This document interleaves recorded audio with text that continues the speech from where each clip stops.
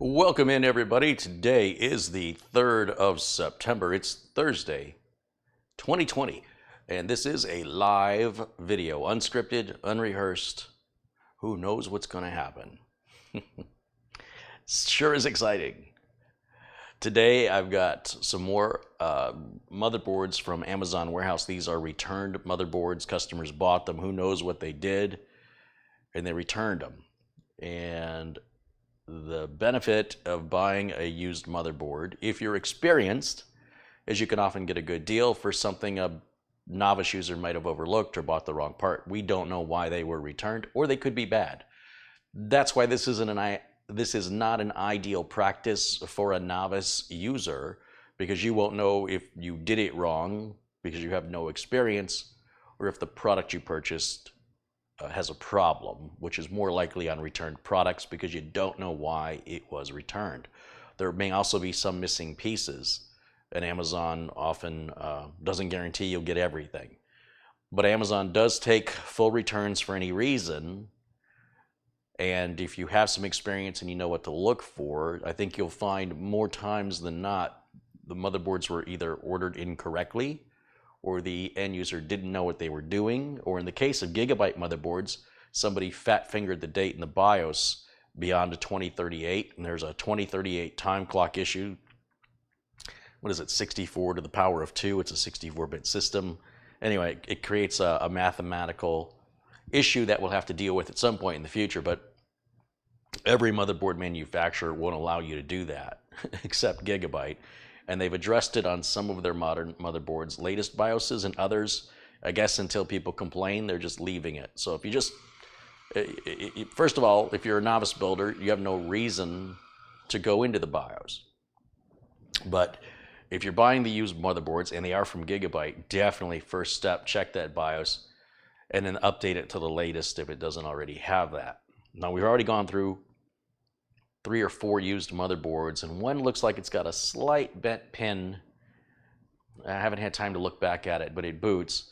So I still have about, I don't know, is it 30 days to return it? Amazon's return policy is pretty generous, and we'll revisit that at a later date. But in the meantime, 3 more just came in.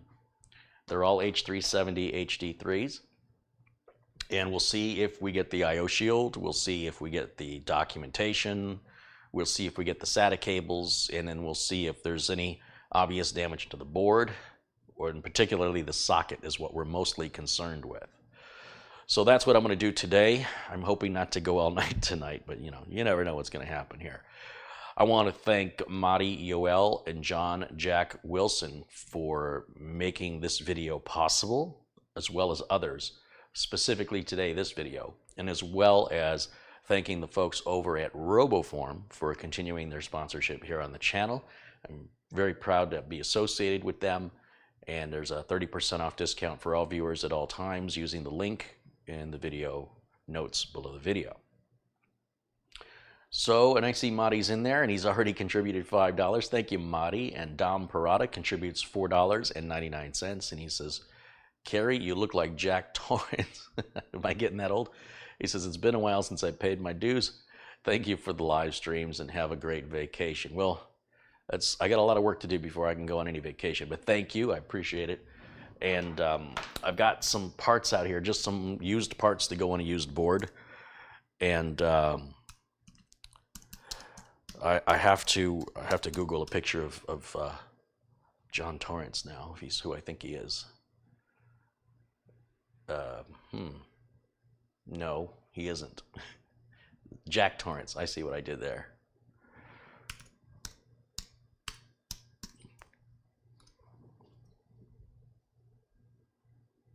That's the, oh, my bad. That's a fictional character that Jack Nicholson played in The Shining. Here's Johnny. I see. Okay. Yeah, gotcha. I'm with you now. I was thinking of, oh gosh, I can't think of his name. It doesn't matter. I don't want to think of him. I'd rather not be associated with them, but thank you. Carrie, you look just like Tom Cruise. You look like Brad Pitt. Oh, do I? Thank you very much. No, I get, you look like Paul Giamatti. Hey, that's just uncalled for. Oh, there goes Paul. I'm sorry, Paul. Come back.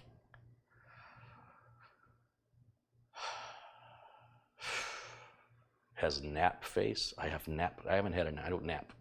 I'm either asleep or I'm awake. There's no in between. That's just my face. Why Too Fast 2 says, hey, Carrie, I'm watching from Monett, Missouri. Very good info. I'll be driving right through the middle of Missouri, right up through it, right up into Joplin out of Oklahoma, and right up through the top into Illinois. I think that's how that works. Tony Weller with $4.99. Tony also contributed the other day. Thank you so much, Tony, for the gift card. Glenn's Music contributes $5 He says, I cannot get those motherboards at any of my local PC shops, Carrie. Someone keeps buying all of them, Carrie. I wonder who it could be, Carrie. It's only like 7. Come on, they order like 100 at a time. Thanks for the contribution. Alan Bradburn with a $10 contribution as well. Hey, thank you, Alan. Jack Kennedy says, your 2013 build for me is still going strong. Did I build 2 for you? John is in Pennsylvania, isn't it? 7 years ago, I built his computer on camera. The video is still up. And it's nice to hear back and to say that everything's working great and it's still chugging away. Oftentimes, no news is good news, but it's nice to confirm it. So thank you for updating. Glenn's Music says, send one to me then. The shipping to Australia costs more than the motherboard. Frank wants to know, do you think there's any benefit to buying a 3090 if you're not using it for virtual reality or workload stuff and strictly 1440p gaming? You can do 1440p gaming now, so I don't know what the problem is. It's funny because the Titan is still $2,500, but the 3090 will be $1,500 and be faster. Explain that one. I don't know.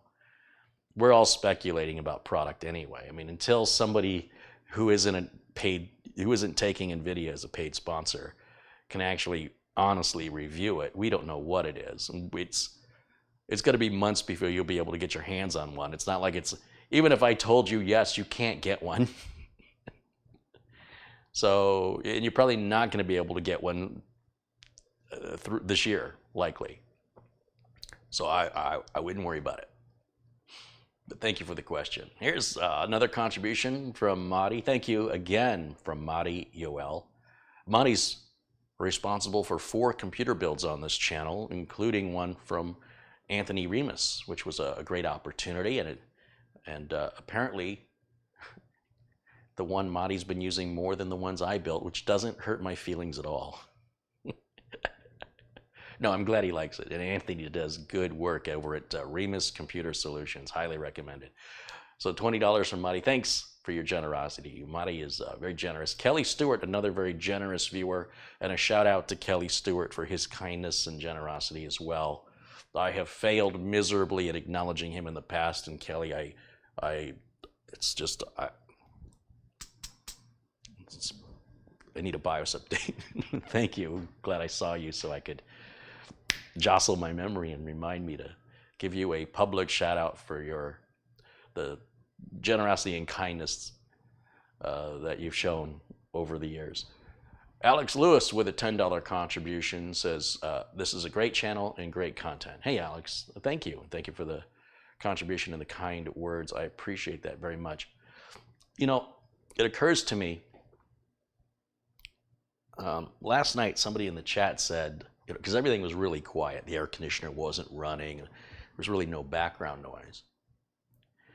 And I've spent quite a bit of money on improving the audio and video quality, and I think I might have overdone it. My audio might be too good. People are like, we can hear you swallow. I've had people say, when it's really quiet, we can hear your heart beating through your shirt. So I'm starting to think, maybe I should have gone with a boom microphone instead of wearing one, and then that problem goes away. And I'll be experimenting with that here coming up, and we'll kind of take a survey and see what you guys prefer. But it seems to me that this microphone setup is so damn good, it almost needs a whole nother level of equipment and an audio engineer to tune out the sensitivity and it has to be constantly adjusted to room tone. It's not just one setting, you set it and forget it. Or I could just go with a boom microphone if it's not too echoey. These boom mics these days are amazing. I think the folks over at Tech Deals are not wearing microphones. I think they use a boom. I should ask them. Because if you're not too far from the camera, the only disadvantage is when I walk out of the room, I can still talk to you. But with a boom, you're never going to hear me. I'll just fade out, just like in real life. Frankie B, another generous contributor and supporter here at the channel, contributes $50 via Super Chat. And he says, hello, Kerry, and all my little something for the channel to enjoy. Yeah, Frankie, Peter Laycock, Colin Hilton, these guys make a lot of this content possible. It's not like I have $300 laying around to buy boards to let them sit on a shelf. I'm telling you right now. These boards are normally right around $99, $95. Lately, they've shot up to about $105 to $110. And so buying at Amazon Warehouse, they range about $20 off is all you're going to save. So anywhere from $94, I think it's based on the condition of the box and whether or not it looks like it was opened or just returned. So even if it's bought and returned without ever opening it, then that would be more like the $95 range. And then if the box is all screwed up and the bag and everything is clearly all wrinkled up, it's probably more of a $85. So it's not a big savings here. But if you buy 10 of them, well, that's like getting 1 or 2 for free. So for me anyway, it makes sense because I'm not a novice builder. I know what to look for to determine if it's me or the board.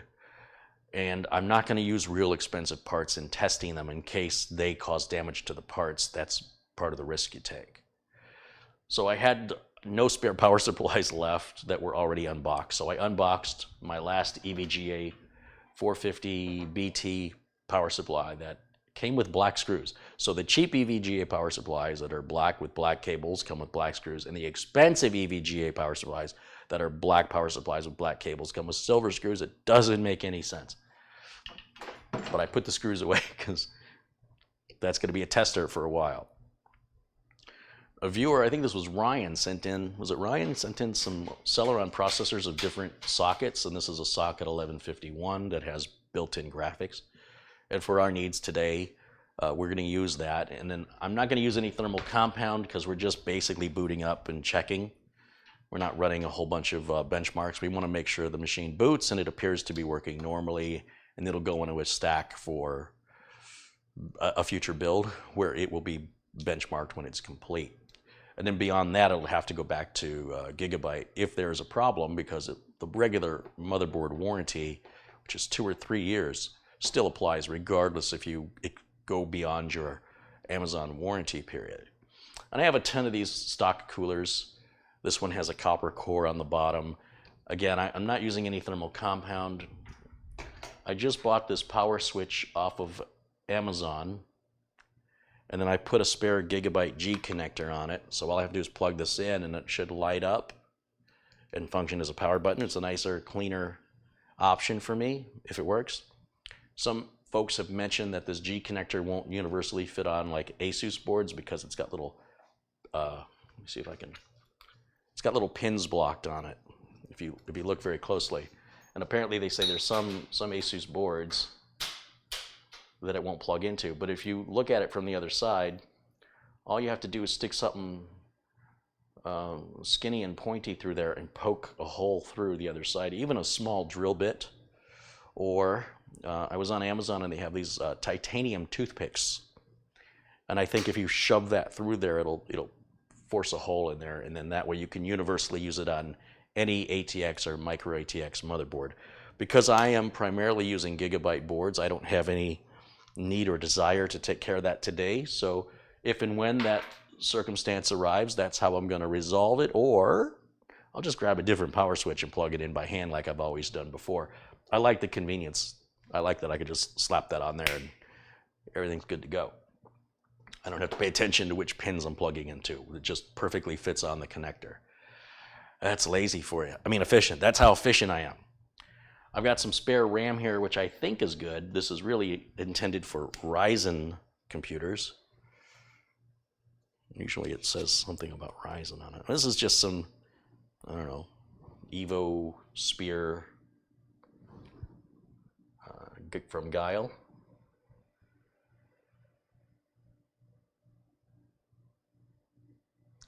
So is it 16 gigs each or 16 gigs total? I don't know. I don't care. But I really don't even need two for testing purposes. One would do the trick, but I want to emulate the way I would build it just to, see if there's potentially any problem with the socket. But I know the CPU works. I know we're going to be fine not using thermal compound. We're never going to have a problem with that on testing. Power supply is brand new. I've never used it. And that RAM, I can't remember if it was questionable, but we'll just kind of see what happens. Are we ready to get started?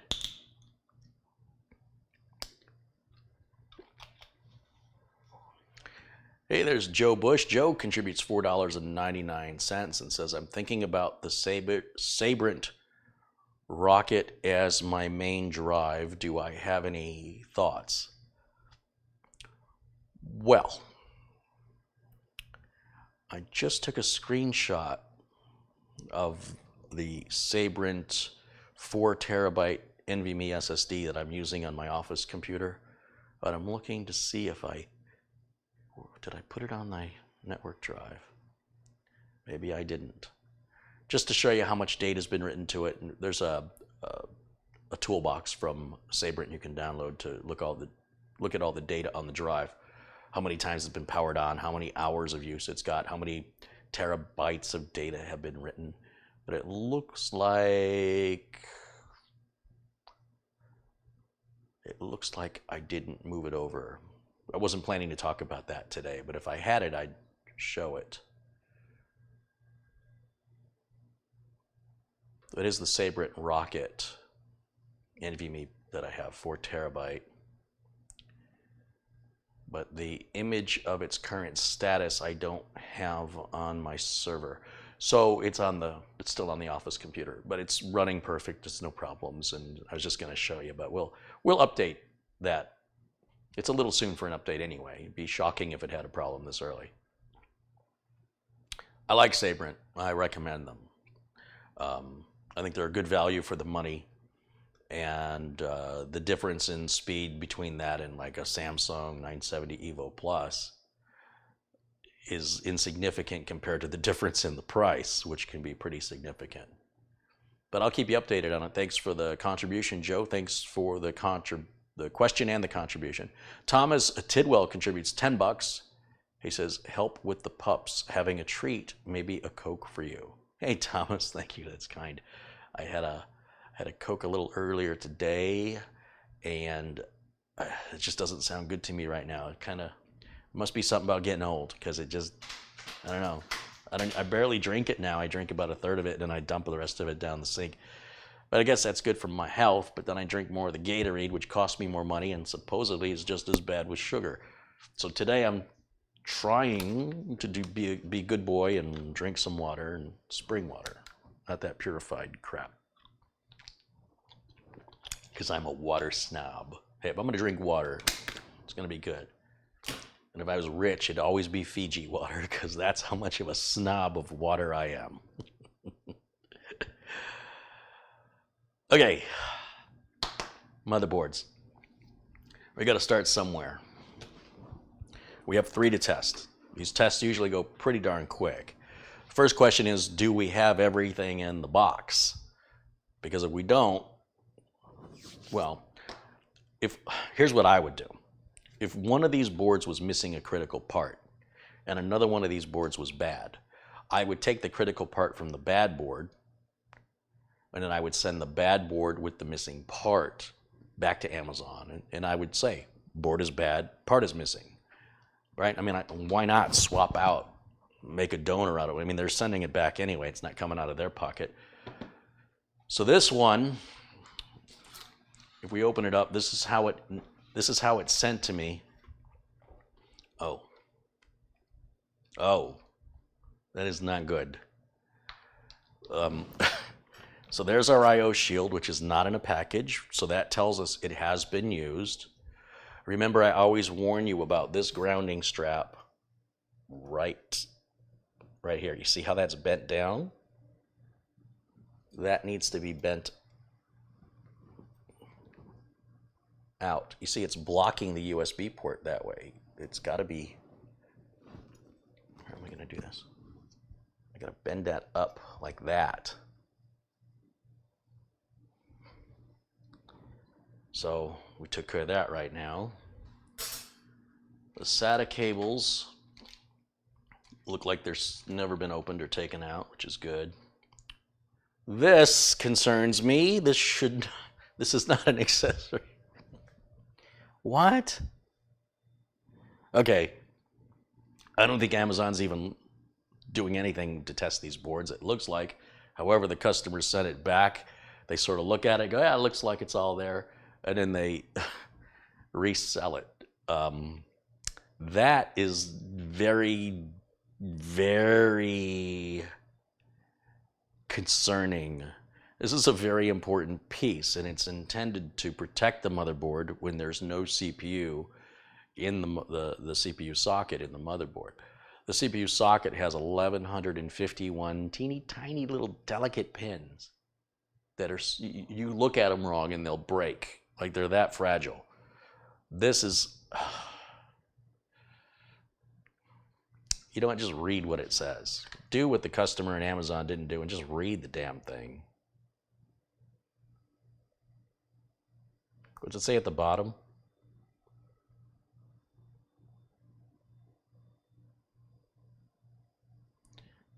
Well, place the cover while removing processor or returning motherboard.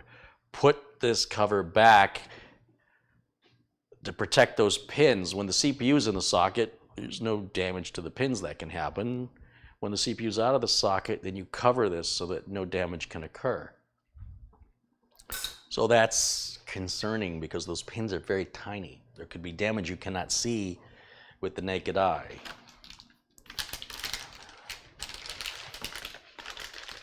Yeah, it's definitely, it's not on there. It's not good. It doesn't mean it's broken, but it's certainly inviting opportunity. You see the way I'm holding the board? If somebody held the board with a finger over that, that's it. It's done. It's just done. Or if they squeezed the top of the box down over that area in shipping, anytime during shipping, it's done. I don't know, did that happen? If that plastic cover was on there, it'd be nothing to worry about.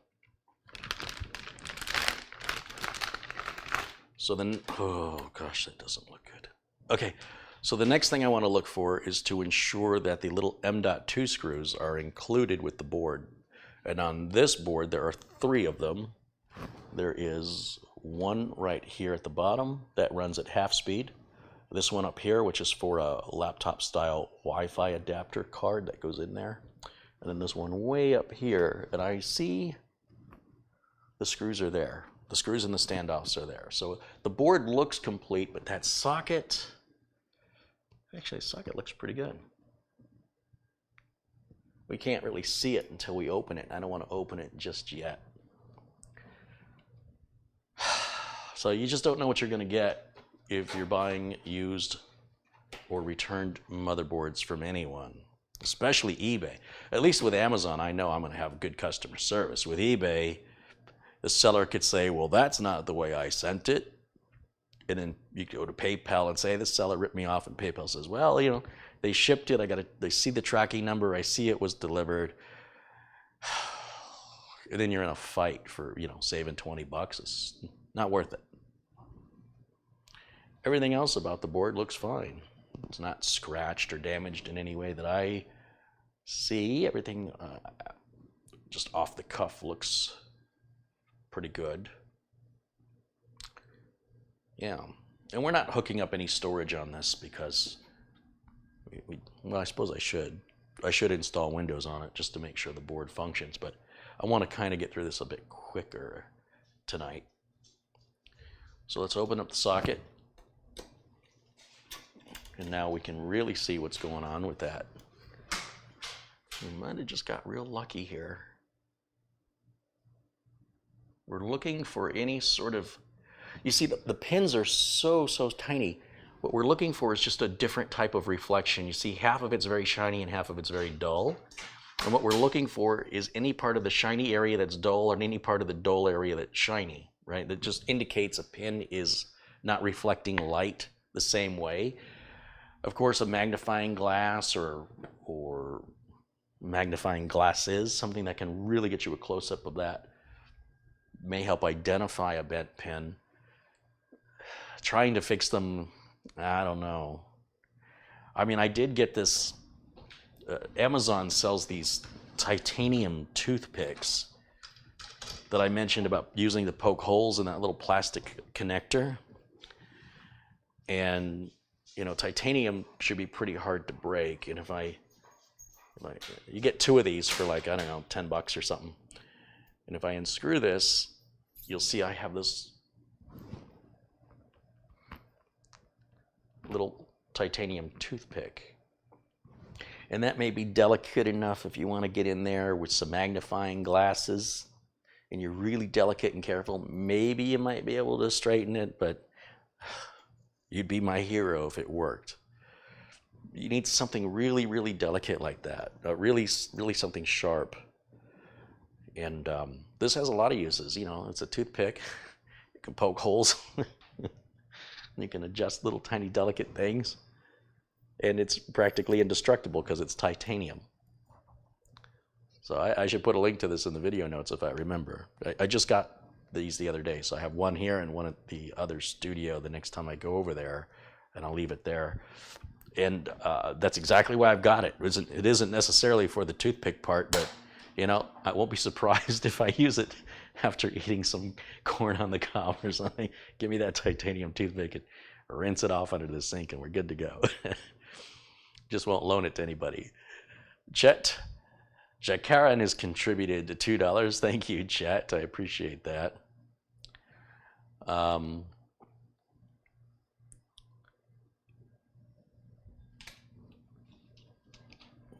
probably should throw some storage in there. Well, let's do this first. Let's use this Celeron CPU. And the only reason I have this Celeron CPU is just for testing. I don't intend on using it in a system I sell or use to anybody. It's just if anything happens to it, you know, no loss. The loss is very minimal. And this was a great idea. I didn't even think to do this. I think it was Ryan sent these to me. It was like 4 of them. If it wasn't Ryan, I apologize. It was a great idea. They said, here's a bunch of old Celeron CPUs of different socket types that you could use on Intel motherboards of different socket types and chipsets. I was like, that's a really good idea. Why haven't I thought of that? And I've used these before, so I know they work. One of the ones I used that he sent didn't have built-in graphics, and I was like, uh-oh, bad motherboard. And it was like, no, Carrie, you're so used to having integrated graphics on the chip, you didn't realize that specific Celeron did not have integrated graphics. Then that's when I grabbed a graphics card and plugged it in, and it worked, and verified the Celeron model number that I was working with had no internal GPU. So then I took a Sharpie marker and I wrote on the box as a note to myself, and it's a nice little backup for other types of testing. So I'm going to go ahead and drop that gently into the socket. That looks pretty good. And then we'll lower the socket down. We'll open up all the memory retention levers here, and we're going to go right into those gray slots first.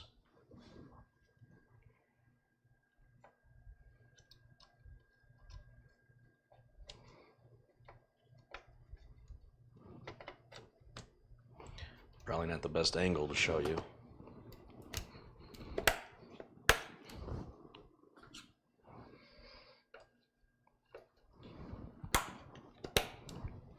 I think this memory had some issue on an AMD system, and that's why I'm not convinced it's the memory. It probably was a compatibility with that motherboard. AMD's, it's constant. It's a constant fight. Until they get a little more mature, you got to be real careful when you select memory for any AMD system. Or just stick with G-Skill Flare X or G-Skill Neo, and you should be fine. But maybe not always. With Intel, you just slap anything in there, it works. But let me just throw this heatsink on, and we'll plug in the CPU fan. This is a brand new, I just unboxed EVGA 450 watt power supply, and I very rarely get any DOA power supplies, so I expect it's not going to be an issue. If the board doesn't boot, my first thought isn't going to be bad power supply, I'll tell you that. My first thought will be maybe one of the RAM modules is actually bad. Or maybe there is some damage to that socket that I didn't see. So as much as possible, when you're going to test a used motherboard, or if you're a technician diagnosing a customer's system, it's very, very beneficial to have parts available that you can swap out that you know are in fact good parts. And that will help your diagnostic process to become faster and get you to a solution much more efficiently, much more quickly. And we're only going to plug 2 cables in. We just need the EPS CPU power cable here and a motherboard power. And then this is that little switch I bought from Amazon for like 10 bucks. It's a nice switch. It's got a light around it. When the power comes on, that little light should come on. And this is a spare G connector that came out of a motherboard. I often don't use them, so I had a few spares lying around. And what that enables me to do then is, instead of getting my glasses and looking carefully at which pins to plug the power switch on, which is what I've always done until today, I can simply make sure the wires are on the left side and plug it straight down onto the socket of all Gigabyte motherboards. It should be the same on all motherboards. And then I need a keyboard and a mouse if we have to go into the BIOS or update a BIOS. So I have a keyboard and mouse combo here that run off one dongle. They're rechargeable. I don't have to put batteries in them. And the battery life on these is about 3 to 6 months between charges. Both the keyboard, which has a metal frame, and the mouse, each can be charged individually. And I like the magnetic base where I don't have to worry about losing this little dongle. And we'll plug that into any USB port here in the back. I tend to go right up to the top of the board because those are often where USB 2.0 ports are. I don't want to waste a USB 3 for a keyboard or mouse. Unless that's all I have, then it's not a waste. But it's not like my typing is going to be any faster. Here's USB 3. He's going to 120 words a minute now. No typos, ever. With everything plugged in now, the last thing I need to plug in, well, I guess everything's not plugged in. Everything's plugged into the board, but I need to plug an HDMI cable and get it over to the capture card, get it over to the back of your monitor so you can see what I see. So that's what this is. I get these blue, what are they called? Twisted vanes, HDMI cables of varying lengths. They're often sold in pairs and triplicates at Amazon. They're a really good deal. I do break them. After about, most people, when you plug in an HDMI cable, you don't unplug it for a long time. On the other hand, I'm plugging in HDMI cables multiple times a day, and it does cause wear that wasn't really anticipated. The whole point of HDMI is that you can unplug it and plug it back in, but like the amount that I'm doing it is well beyond what the manufacturer anticipates. My usage is very unusual. So I buy extras and I accept the fact that when they break, it doesn't upset me. Like I wear them out. They didn't just randomly break. I wore them out. That's fine. And for what they cost, you throw it away, buy another one. I always have a couple spares for that reason. You never know when it's going to happen. And now I can plug the power into the back of the power supply, and the switch on the back of the power supply is always on the off position before I do that, just for safety reasons. And if I bring camera 2 online, that's that HDMI cable. So if I put myself, let's see, which one's me? That one is me. If I put myself over here and I flip the switch on, one of the things I want to see is I want to make sure that motherboard stays off. If a motherboard has like a short or something's wrong with it, you may see the CPU fan turn on as soon as you hit the power switch, and that's an indicator that something's wrong. It should not turn on now until I use this little button right here.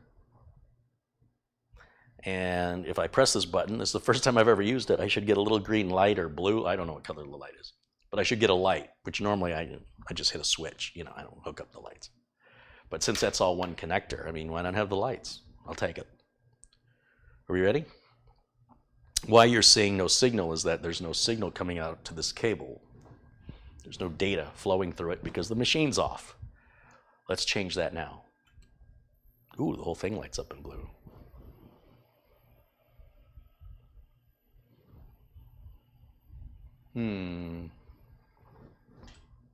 Oh, turned off, turned back on. That's normal. That's perfectly normal on a first boot. I don't know what it's going to do. I'm looking for a power on self test. Oh, turned off. Oh, wait, did it do something? Oh, it did something. No, I think it just flipped off again. Now it's flipped on. This is all normal so far. On a very first boot with new CPU and new RAM, this is expected. 3 or 4 restarts is normal. And taking up to 90 seconds to 2 minutes is also normal.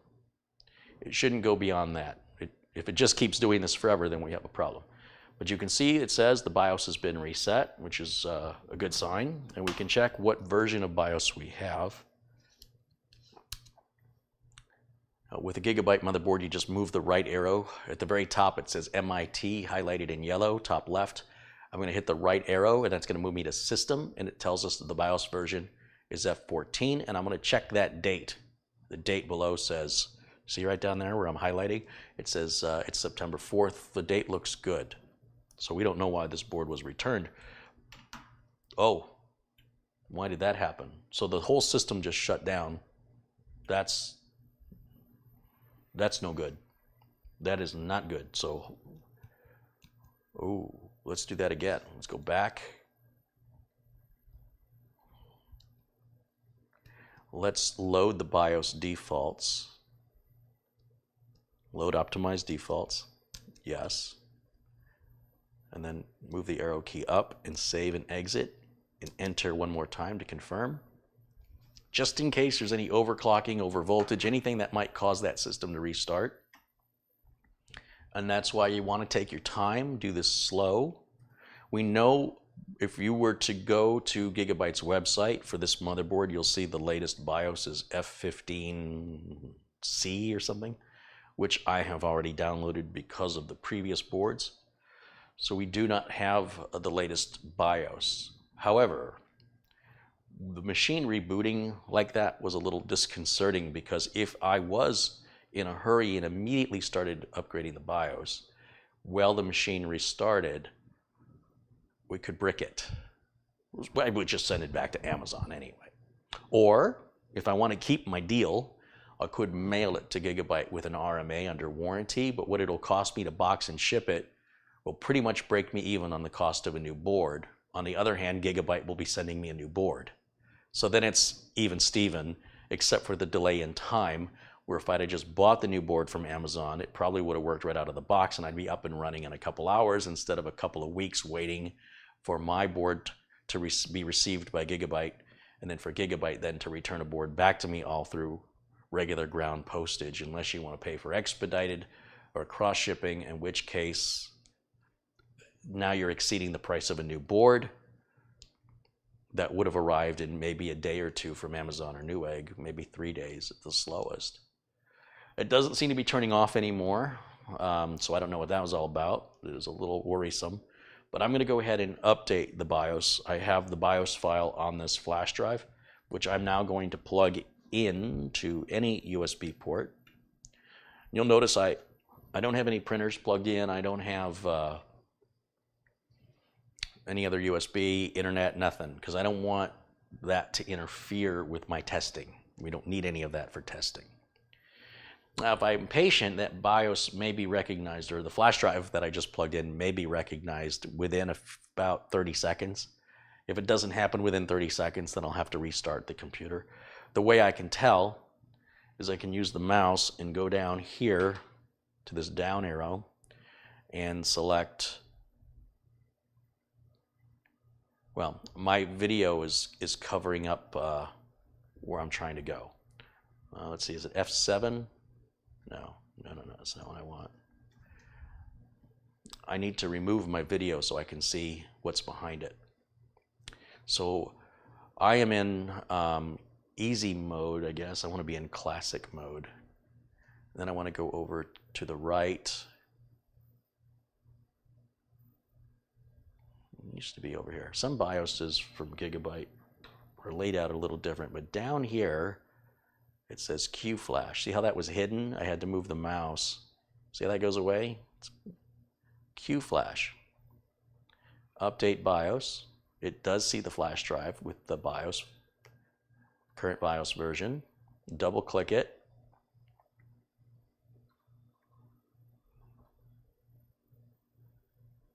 And you can just hit enter right now, and it's updating the BIOS right now. It's only going to take maybe 90 seconds. It's important you don't interfere with the BIOS update. Don't shut the computer off. Don't press any keys. Don't move the mouse around. Just hands off for 2 minutes. I know you can do it. I know you can do it. If you can't, go find something to distract yourself for a couple of minutes. And then come back. It'll wait for you when it's done.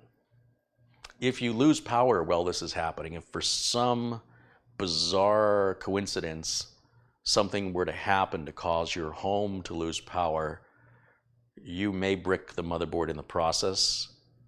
It's hard to know without a crystal ball, but it's very, very possible. And then you would go through either, again, you could return it back to Amazon and just say, hey, this thing never worked. You don't have to tell them why. You could send it back to Gigabyte, say, hey, this thing's just dead. You don't have to tell them why. Remember, they don't know because it's a used board if it didn't happen before, from the previous owner. But that's on you. That's your fault. If you had an uninterruptible power supply, then if your power did go out, you'd still be okay because your battery backup would kick in. But if you don't normally suffer power outages, I wouldn't worry about it. If right now we were having a big rainstorm, I wouldn't be doing this in the middle of a rainstorm without an uninterruptible power supply. And even then, I would not do it. It's not that important. We have a nice, beautiful day. I live in an area that very rarely loses power, so I'm very confident this is all going to work just fine. It's all hands off. The system automatically shuts itself off. It automatically turns itself back on. Everything is happening normally.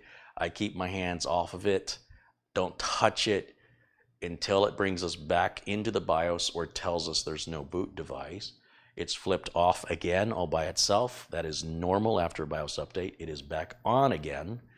Now we have a post screen. It may do this, so there it goes. It's gone off again. All motherboard manufacturers may exhibit these behaviors after a BIOS update, and it is normal. That's why it's important that you're patient and you just observe until at least 3 minutes has gone by. If you haven't returned back to your BIOS or got a screen that says, there's no bootable device on a new motherboard that has no bootable device, then you can start to worry. So you can see we have nothing to worry about. If I move the arrow to the right, we're now on the current BIOS 15D, D like David. I see what I did. I kind of mixed that up a little bit. So let me take you back to my face. And I'm feeling pretty confident about this. I'm going to go ahead and hit my power button.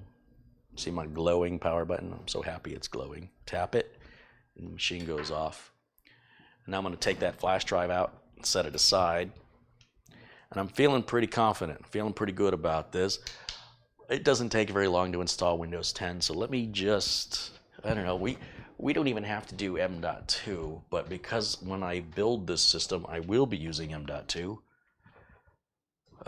probably would make sense to test it with M.2, right? Because the M.2 socket could be bad. If I test it with a SATA drive, but I'm never intending to sell it with a SATA drive, I don't know that I'm really testing what's important.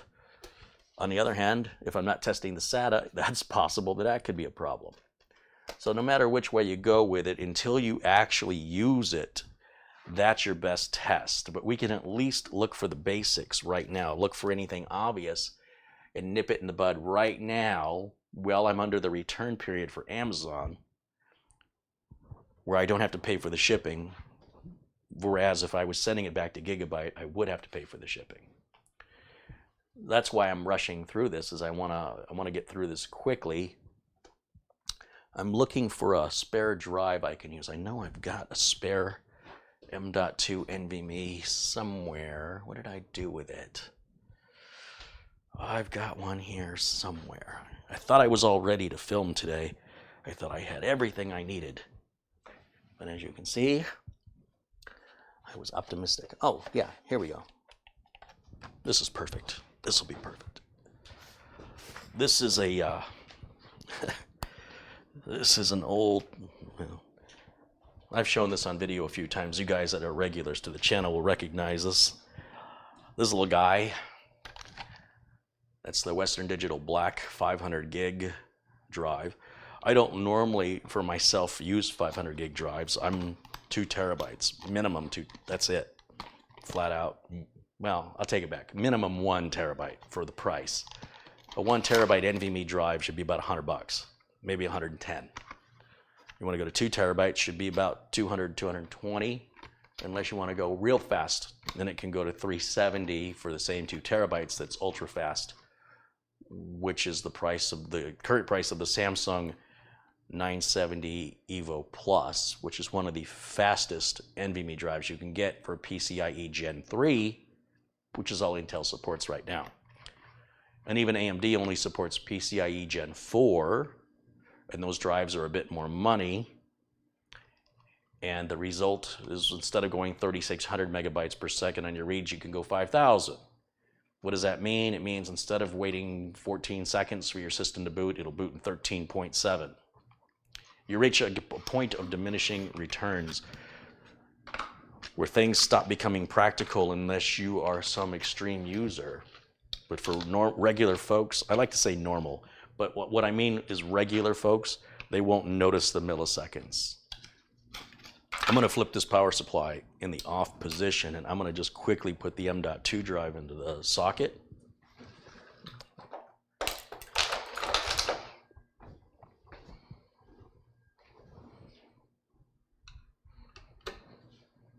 Ooh, I was in there tight. And my magnetism died again on my driver. Why is that happening? This is a little screwdriver magnetizer. So both the screwdriver, which is a JIS driver, is very useful when working on little tiny screws used on laptops and on M.2 screws.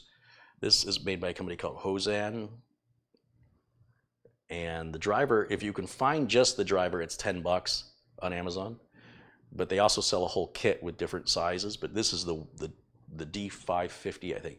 This is awesome. But sometimes it loses its magnetism. So also on Amazon, I have a screwdriver magnetizer. And now it should be magnetized. And over time, it'll have to be done again. Let's see if I can pick that screw up. Yep. Now I can pick the screw up. It's real small.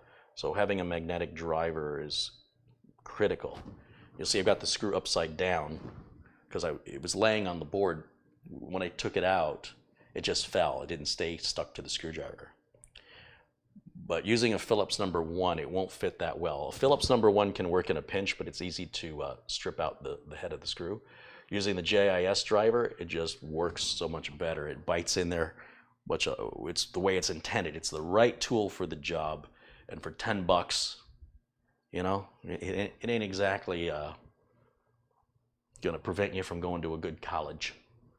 So I'm going to just put the M.2 into the top socket because this is a cheaper motherboard. like I said, they're new, selling for like $99.95. You only get one full speed M.2, and the other M.2 is half speed. Most regular people won't use a second M.2, and if they do, they probably won't notice even half speed. Because if you're accustomed to using a mechanical drive, or if you're accustomed to using a SATA drive, the half speed is still 2.5 times faster. But if that's important to you, don't buy a cheap motherboard. The more expensive boards can give you two full speed M.2 NVMe's. Now I can grab my Windows 10 installation media, and I have a video that shows you how you can create the Windows 10 installation media for free officially through Microsoft links. You have to pay for the license to activate it, but you can have the software and run it with the watermark indefinitely. You just can't customize Windows until you activate it, and you can't get rid of the watermark until you activate it, but it fully functions beyond those two exceptions. So I'm going to plug that into a blue USB port because this is a very fast and expensive USB drive because it's so fast. Not all USB drives are the same. That cheap 16 gig USB flash drive is cheap because it's slow. And the expensive 16 gig USB flash drive is expensive because it's fast. And if you don't care, you see, we have viewers that only want to save money and they don't care about performance. And we have viewers that only care about performance and they don't care about saving any money. So no matter what I say, it's always the wrong thing to somebody watching. And I do my best to try and shut this down before it happens, but you should try it sometime. It's quite fascinating. That being said, have your expectations set accordingly depending on what you buy and what you expect for it. For example, a $100 motherboard, don't expect two high-speed M.2 ports. But if you've got enough money to buy two M.2 drives, maybe you have enough money to buy a nicer board. I'm just saying. We live in a weird world. I got a big screen TV, now how can I watch it for free? What? Okay, let's go back over to camera input number 2. So you're going to see me go away, okay? But you're still going to hear me. I'm still here. See, I'm still here. I haven't gone anywhere. But now we're on camera input number 2, and I'm going to turn the computer back on. Oh, I have to flip the switch on the power supply. Hold on. Let me show you this.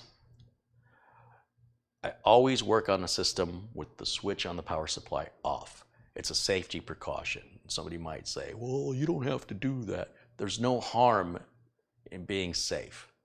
Well, you don't have to wear your seatbelt. Just because you get in a car doesn't mean you're going to get into an accident. There's no harm in wearing it, so put it on. That's my philosophy. So I'm going to power this back on again. Did I flip the switch on? No. Now, that's the whole reason I turned the camera on, was to show you that. Now I can turn it back on. See the light?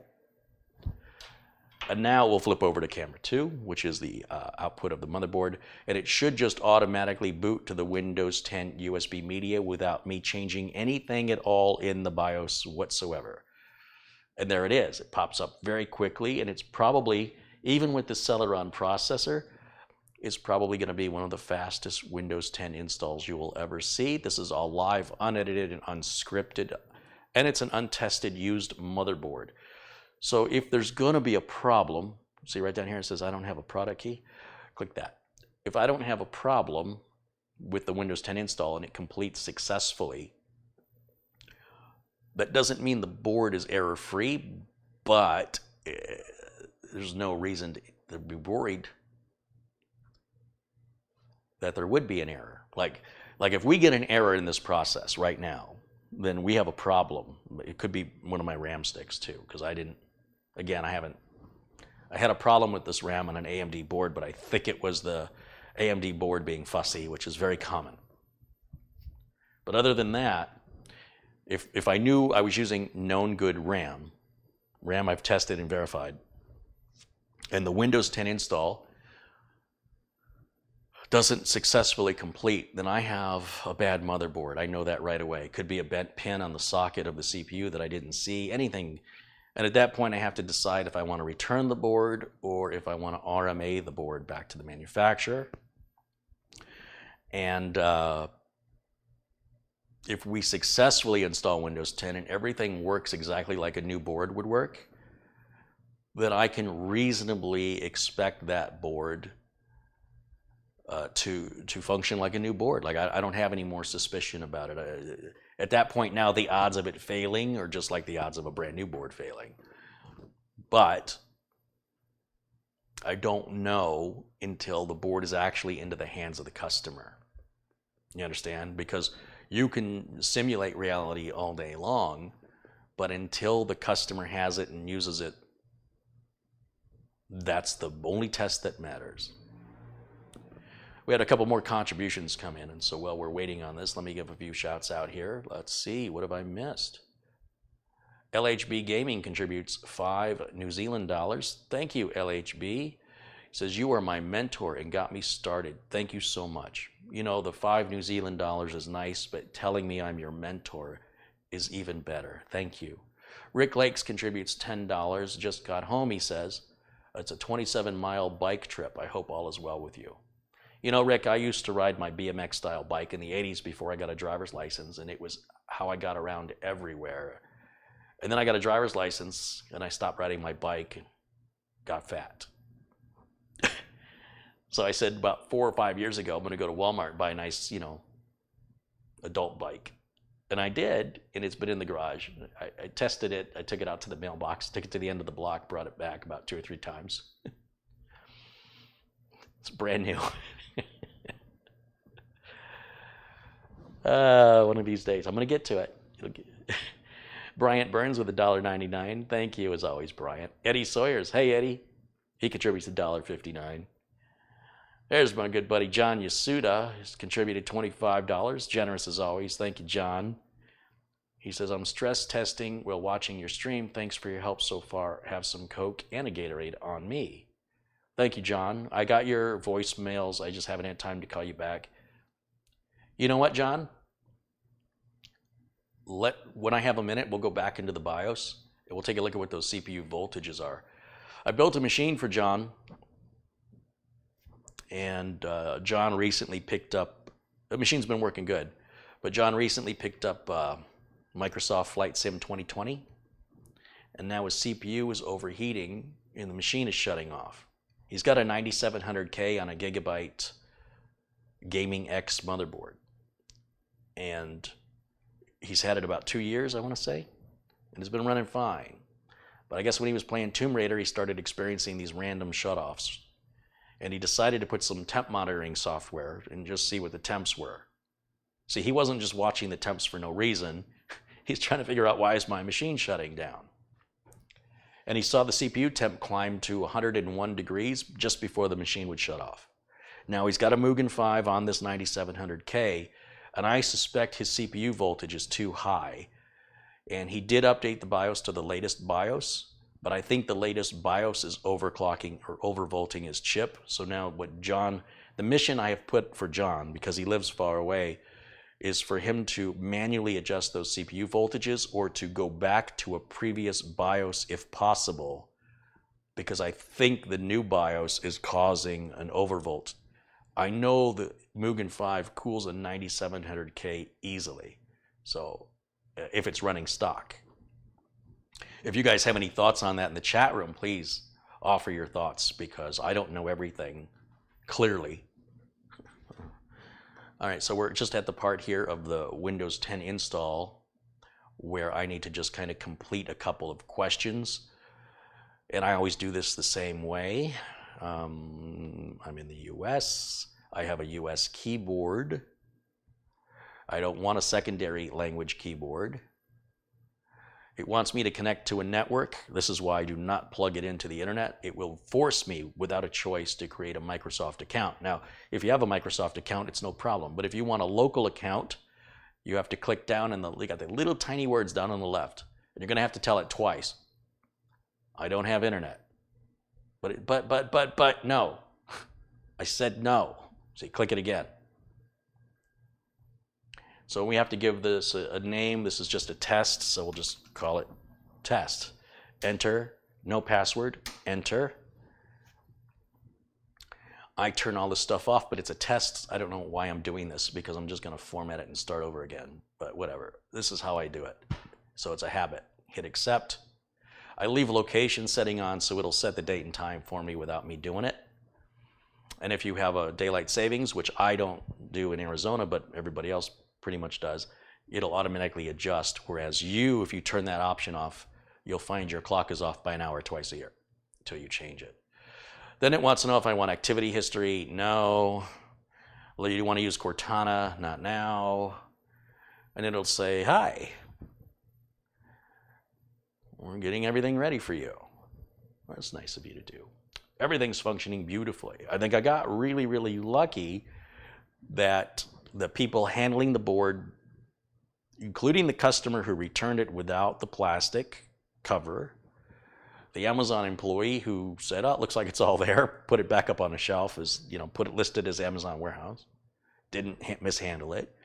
And then when that was then sent to the shipping department to go to my house, whoever handled it from the warehouse to the truck to my front door also didn't grab the middle of the board. Thankfully, the socket's in the middle and not on the edges. You'd have to have giant hands, I think, to do that. And thankfully, they didn't put something real heavy on top of it that could have smashed the board down into the socket because that plastic cover was not protecting it. That's why I say I think I got pretty lucky here. That doesn't mean the board is 100% working, but I have no reason to believe it's not. It's doing everything exactly like it should. And even with the Celeron processor, it's moving along pretty quickly. Now, if I was going to do video editing or photo editing or something really CPU intensive, the Celeron processor ain't going to cut it. But for what we're doing today, if the socket was damaged and it short-circuited my CPU, well, that's going to cost you a CPU. So maybe best to not use a 9900 KS in your testing, unless you're richer than me. Now, we're at the desktop, everything looks beautiful. If I want to just check memory configs, what can I do? Right click, can I write? I gotta use the right mouse. Here's the mouse I want. I'm gonna right click there.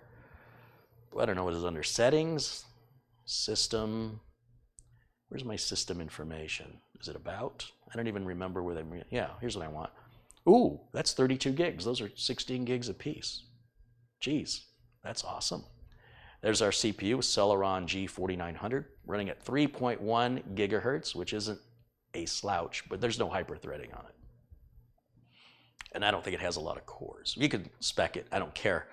Windows 10 Pro, version 2004, today's date. I think, is it synchronized? It's not going to synchronize the date and time, even though I put location settings on. Remember, I'm not connected to the internet. Now I can connect it to the internet, and it'll say, oh, hey, you just connected to the internet. Do you want to create a Microsoft account? And you say no. I say no. And then I would go to Windows Update and grab all the updates, right? That would be the process from this point. We don't need to do that because we have 2 more boards to test, so we can shut it down. And I can bring you now back to camera 1. Hello. Everything looks good. So I'm going to flip the power supply switch to the off position. I'm going to take my Windows 10 installation media. I'm going to put it back where it was. I'm going to unplug the HDMI cable. I'm going to unplug the dongle for the keyboard and mouse and put it back. I'm done with my little manual power switch thingy. That's the first time I ever used it. It's great. I love it. It's exactly what I thought it would be. I'm going to remove my M.2 drive so we can use it on the next one. I'll just open that right up. Take the screw out. It's still magnetized. Just pull. You can kind of wiggle a little bit left and right while pulling. Set that down. Make sure to put the little screw back because it's really hard to find these if you need to buy one. Take the RAM out.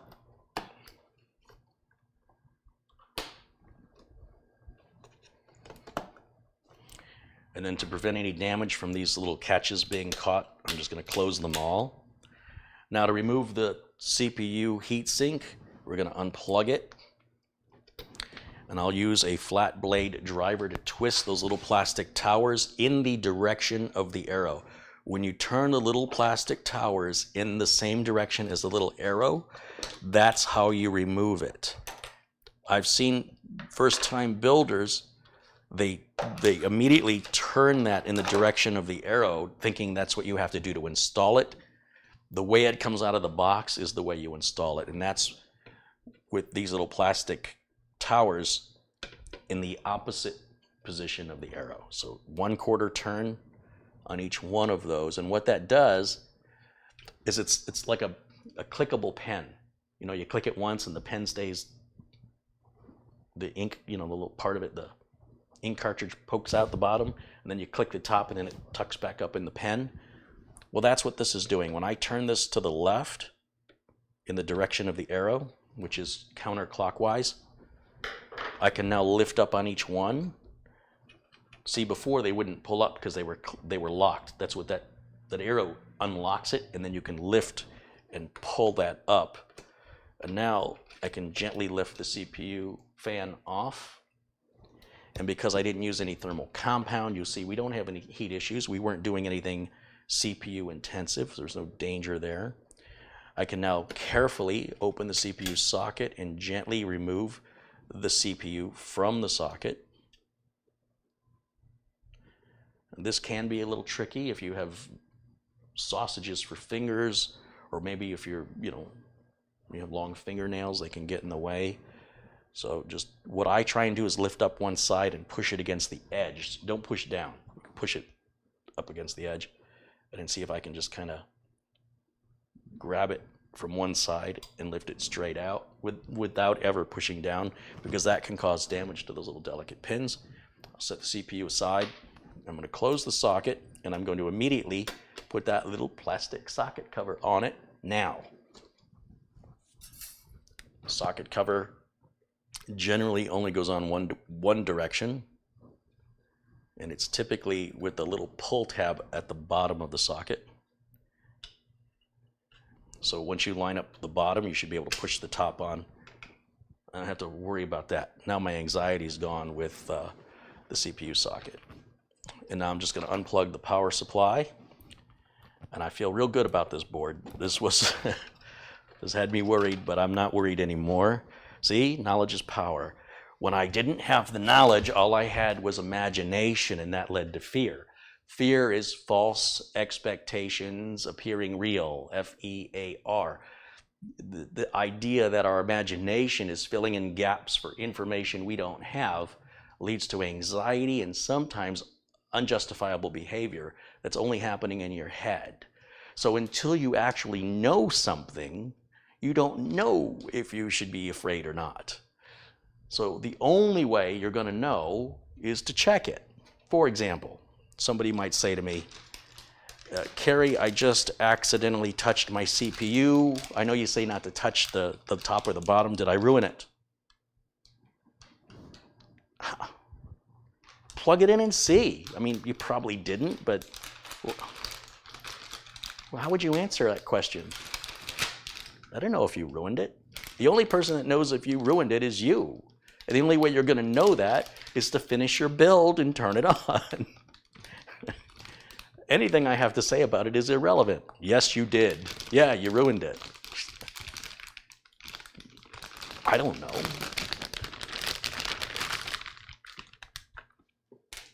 That's a lack of information leading to anxiety and fear. That's why it's so important to me to empower all of you with knowledge, so you don't have to live life as a victim of your environment, but you can understand what's happening and adjust and adapt accordingly based on what's actually happening in reality, not what's happening only in your head.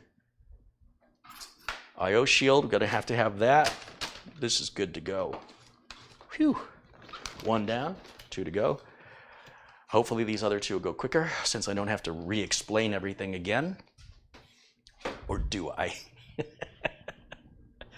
I might. A couple other contributions have come in. Let's give a few shouts out here. My thank yous go out to Ryan Grady, who's contributed $5. Ryan's been very generous to the channel. Ryan, thank you so much.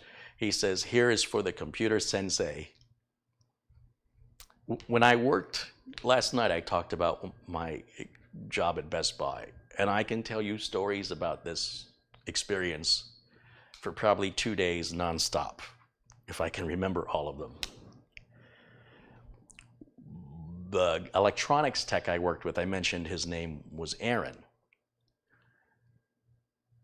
I guess Aaron was quitting and he was training his replacement, who was a Hopi Native American Indian, like pure-blooded Hopi American Indian. And American Indians have a quite a unique accent when they speak. Well, it's not uncommon. I shouldn't say they all do. And I like the accent. I don't know. I just like it. And his brother was a giant man.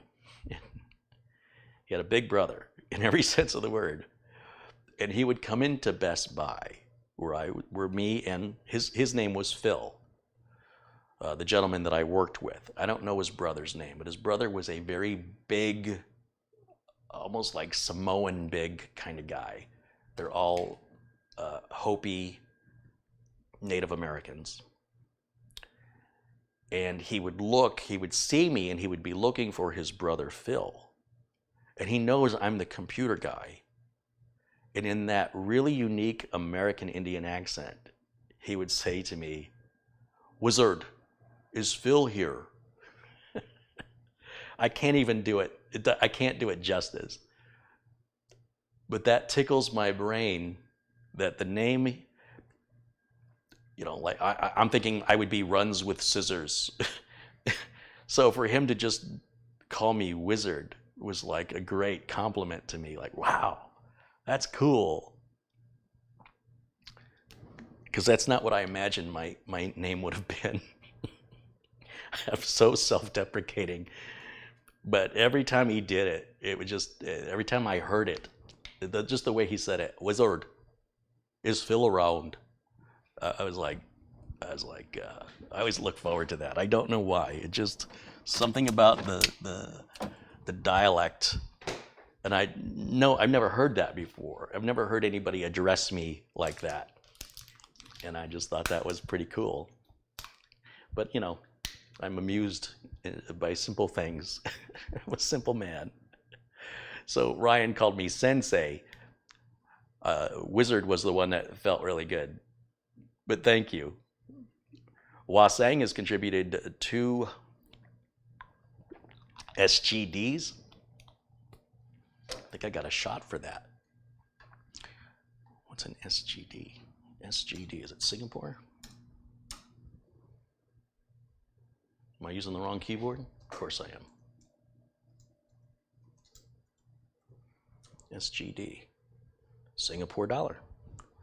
1 Singapore dollar is about 73 United States cents. That's awesome, thank you. And make sure, Wah Sang is moderator here, thank you. Tech Canucks with 20 Canadian dollars. Hey, thank you, Tech Canucks. Aaron Werner with 99 cents. Thank you, Aaron. There's Michael Dane. Michael Dane says, "Have a great Labor Day weekend, Carrie." I will if you will. Thanks, Michael. Copwatch Transparency in Virginia with $1. Thank you, as always, for your contributions. Yates Networks with $3 says, "Thank you for all your great wisdom. I appreciate you." Well, I appreciate you. Back at you, my friend. Copwatch Transparency in Virginia contributes $1 again. Thank you. Adam Lukasik. Sorry, Adam. Adam Lukasik has contributed $7. Thank you, Adam. And David Epic has contributed $15. He says, "This is a great channel, and thanks for the great computer tips and the awesome philosophy." Thank you. Thank you, David. I wish I had myself as a mentor when I was a kid. Don't you wish you had yourself as your own mentor, your older self as a mentor to your young? Wouldn't that be great?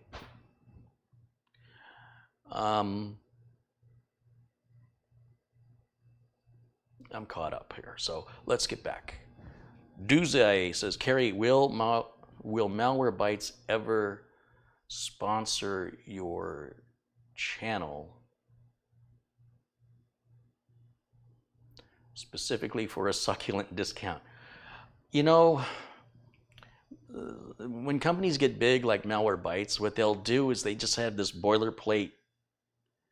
If you do this, you get this discount, you'll get this commission, and you use this affiliate link through like Evergreen or one of these affiliate companies. To do something special, you have to find a way over that obstacle and say, no, this is what I want to do.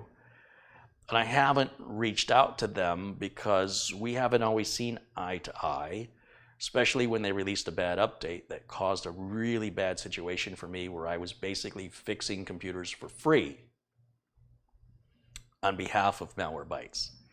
Not because Malwarebytes asked me to, but because customers would call me and say, hey, my computer's got this problem. And I'm like, yeah, there was a bad Malwarebytes update. So what do I do? Well, you would contact Malwarebytes support. Well, how do I do that? Well, I'm not exactly sure. We were looking for a phone number and couldn't find one when this happened. Go online. Well, I can't go online. My computer doesn't work. Can you fix it? Yeah, I can fix it. It's $125. It's flat rate. Well, the only reason I bought this product was you said I should buy it. It was you recommended it, so I bought it on your recommendation. Is that how you stay in business? You recommend stuff that causes computer problems and then you charge to fix it? Oh boy. Oh boy.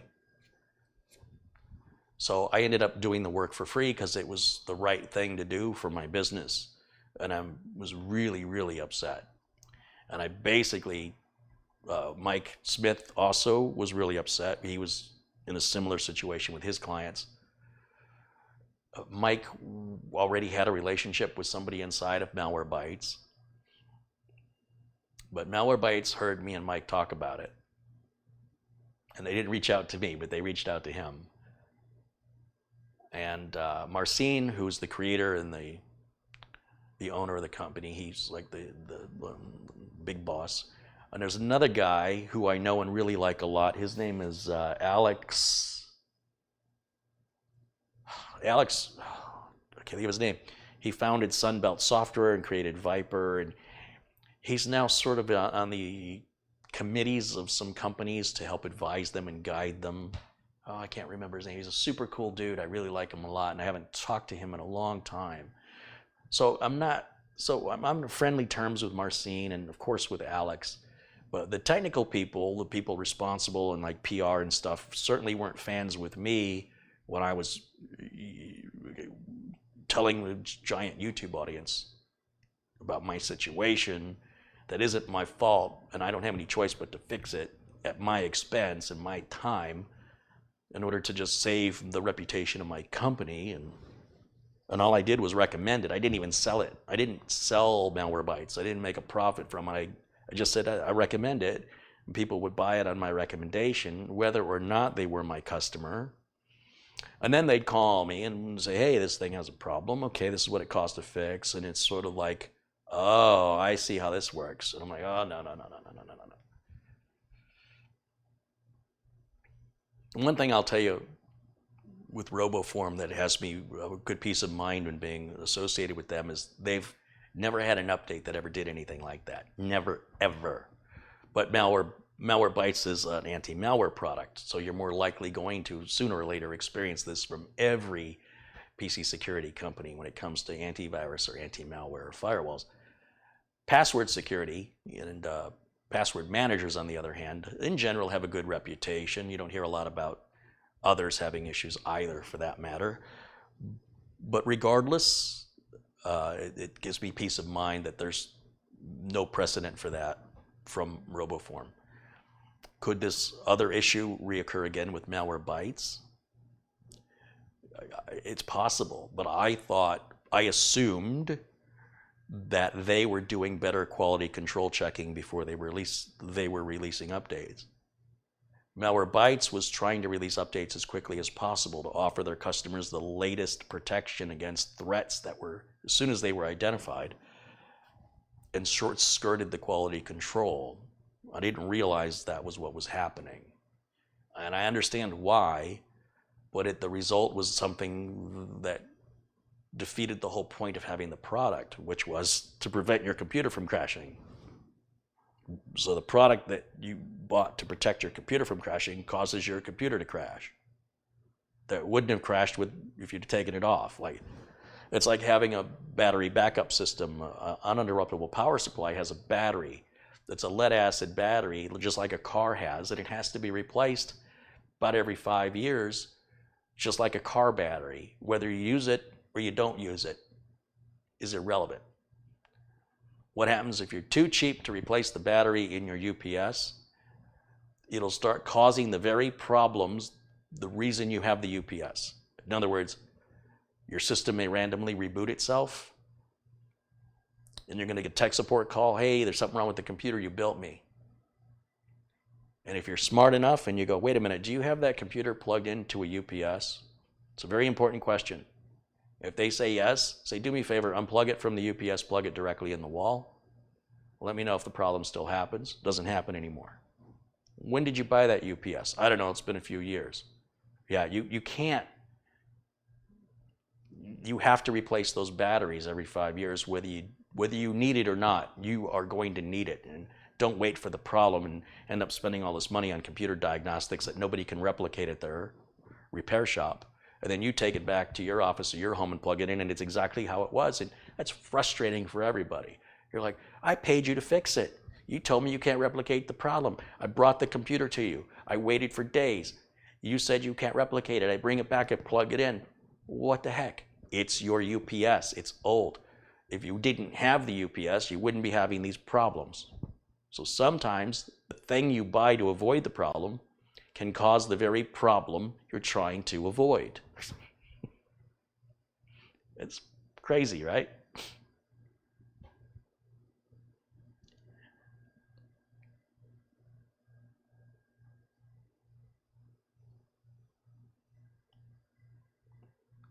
Hey, there's John. Jack Wilson contributes $25. He says, here's a little something for you in the great channel. John made a very generous contribution earlier today via PayPal, and I have to tell you, it's very, very appreciated, because a lot of the new content that I'm doing that isn't work for customers, like this thing right here, wouldn't be possible.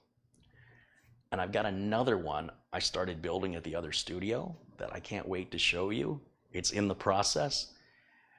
It's not going to a customer. I can't wait to show it to you. And it's just not possible without the generosity of folks. And I just want to thank you for that. The company that makes this, they didn't sponsor me. They don't give me anything. They don't even know who I am.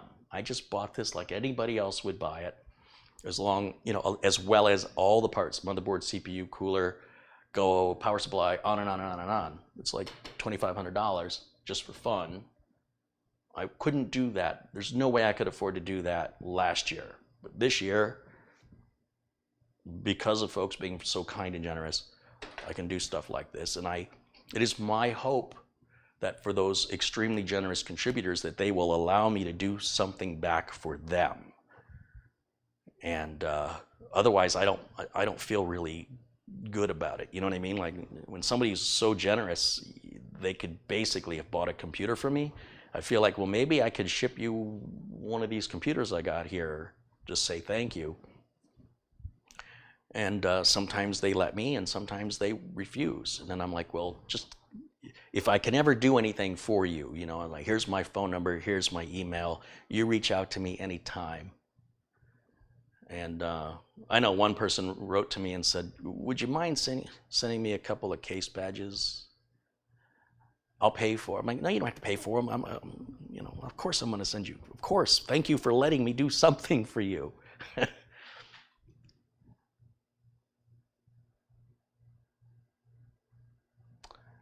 Cop Watch Transparency in Virginia contributes $2. He says, check your PayPal. Check my PayPal.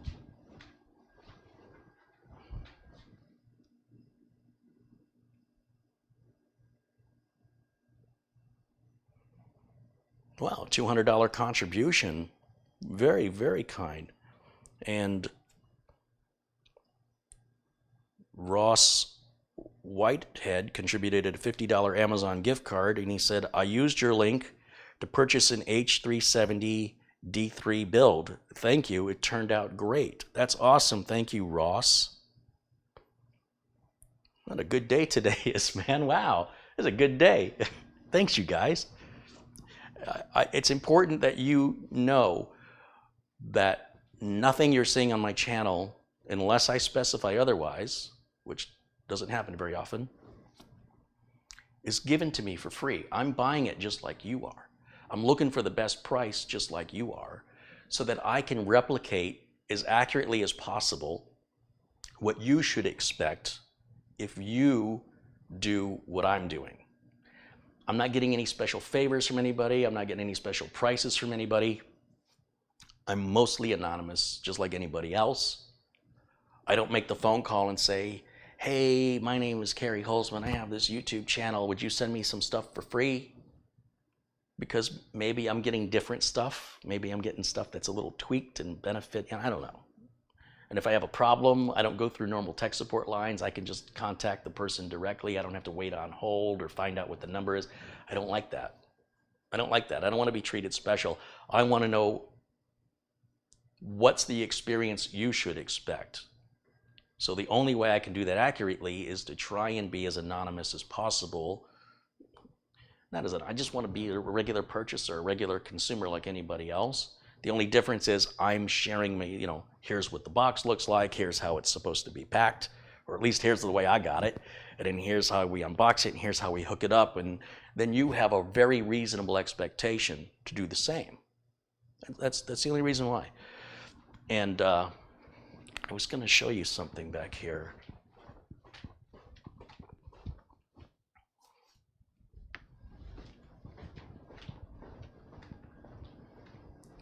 For those of you who've been with the channel for a while, like Bill other than Peter Laycock, John Wilson, David Gilman, you guys know we did this community project to build a Threadripper, an original Threadripper. It's a 1950X, and it's been nothing but a nightmare. And because the contributions have been so generous, I am now able to go to a third generation Threadripper. And with the thanks and help of Anthony Remus over at Remus Computer Solutions, this chip costs more than that computer and that computer combined. This one chip. So that's nothing I take lightly. And I didn't know if I wanted to put more money into Threadripper or cut my losses. But Anthony builds and overclocks machines from Intel and AMD for professional organizations that pay him top dollar. He offers an extended warranty exclusively through himself at his cost. And he is held accountable and responsible just like I am, only his machines are overclocked in most cases. So he's more likely to get a support call than I am. He's not building for hobbyists and enthusiasts. He's building for people doing like AutoCAD style work. And they need that power and performance. And they go to Anthony because they just aren't going to get it from the big manufacturers like Dell and HP. So I reached out to Anthony. I said, look, I had a bad experience with Threadripper. I don't know what to do here. I'm thinking of yanking the whole motherboard out and everything and just going back to Intel. And Anthony says, I got to tell you, that first generation Threadripper is very problematic and you'll never get it working right. Like it was just never resolved. And the second gen was better, but this second and a half gen, he says, is much, much better, much better. And he says, if you use an ASUS motherboard, and specifically a TRX 40 motherboard, pair it with some G-Skill Flare X memory, because G-Skill Flare X is specifically designed for AMD. And I said, yeah, but the thing is that cooler is so loud, I'm still going to have a loud computer. He goes, he says, Kerry, I recommend a Noctua NHU14S. So you start adding all this up, right? So there's the motherboard's a couple $100, the chips $1,500, whatever, $1,600. You've got the RAM, right? We got some G-Skill Flare X. You want to price that out right now? Do you see what that is? It's like 64 gigs of RAM for 16 gig sticks. We've got a brand new M.2 drive, a 2 terabyte Samsung Evo Plus. That's $370 plus sales tax.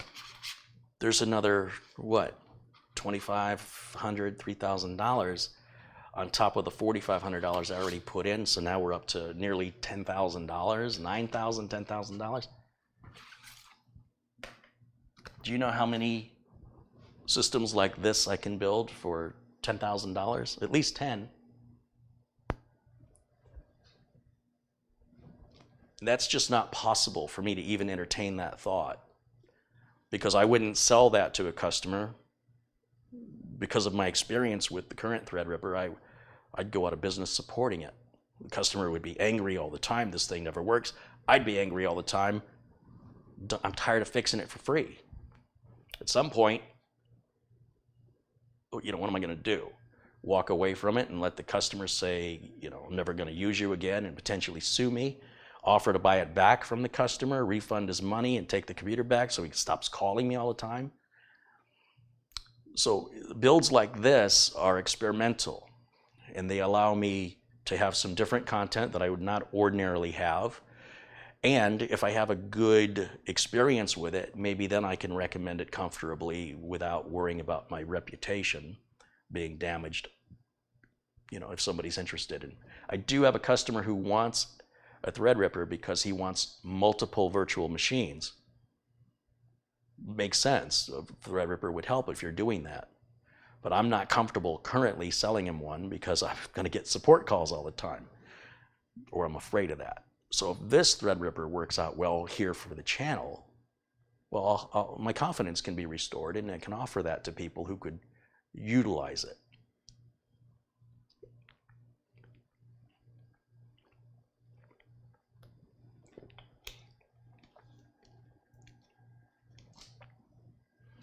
Blackwatch contributes $2. He says, he stole my song. Please get it back.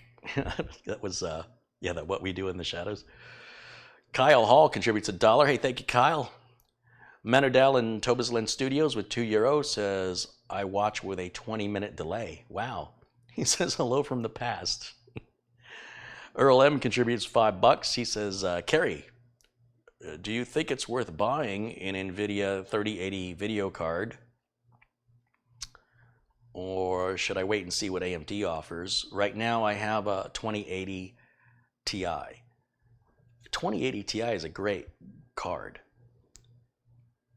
I just was reading an article on PC World magazine today that there's this new API Microsoft is introducing where the GPU works with your it's got to be high-speed NVMe, not just any, but a high-speed NVMe drive like that Samsung 970 Evo Plus I showed you, or maybe on an AMD you have any PCIe Gen 4 NVMe drive, a fast NVMe drive. With these new 30 series RTX GPUs from Nvidia, they're supposed to, the load times, especially between levels and things, it's supposed to be darn near instantaneous. It's something Microsoft announced with the Xbox X, is it? And now, with the new 30 series cards coming out, and then Microsoft releasing this API, it improves the GPU, the game loading times. It's supposed to be significantly improved. Keep in mind I'm saying supposed to be. So right now, it's far too early to know if the 3080 cards might have overheating issues or anything else that happens with a first generation product. They will be very hard to purchase because they won't have as much supply as there will be for demand. And I don't think you'll be able to get one at the manufacturer's suggested retail price until 2021. That's typically the way it goes. Like, product's brand new, everybody wants it, there's a lot of hype around it. The first gen may have some teething problems, it'll be hard to get, and that means the price will go up because somebody is going to be willing to pay a couple $100 over MSRP. I mean, just look at the prices of an Intel 10900K CPU. It's a $530 CPU. Can you show me where it's in stock? And if it is in stock, how much over $530 are they selling it for? In my experience, it's averaging around $800, which is almost double. But if you just wait for whatever the issue is with supply, that price will come back down to MSRP. So it's really up to you how you want to spend your money. Don't let me spend your money. Don't let anybody else spend your money.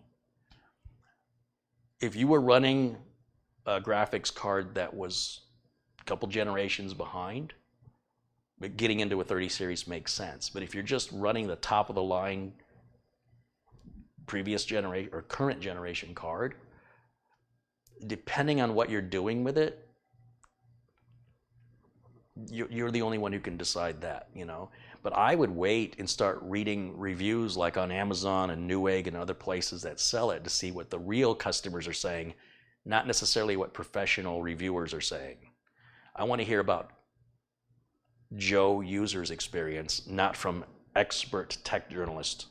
I mean, I'm interested in what the expert tech journalist has to say, but I'm more interested in what the average consumer has to say. Is it loud? You know, is there a problem with the power adapter fitting on it? It's a different 12-pin power connector. It's just a bunch of information we don't have yet. And until we have that information, it's really irresponsible for me or anybody else, in my opinion, to make a recommendation other than let's get more information first. But thank you for the contribution and thank you for the question. It's the second time I've been asked that tonight. So apparently the NVIDIA marketing machine is working very effectively.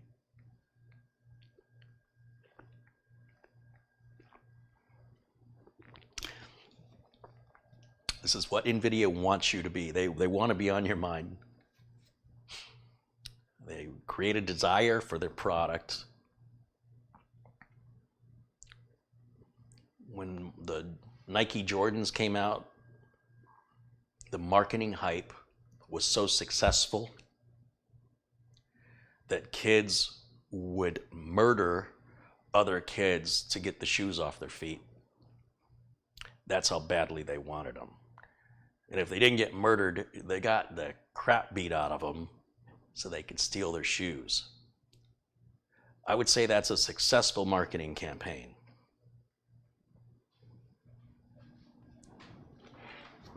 Is it hard to get Air Jordans anymore?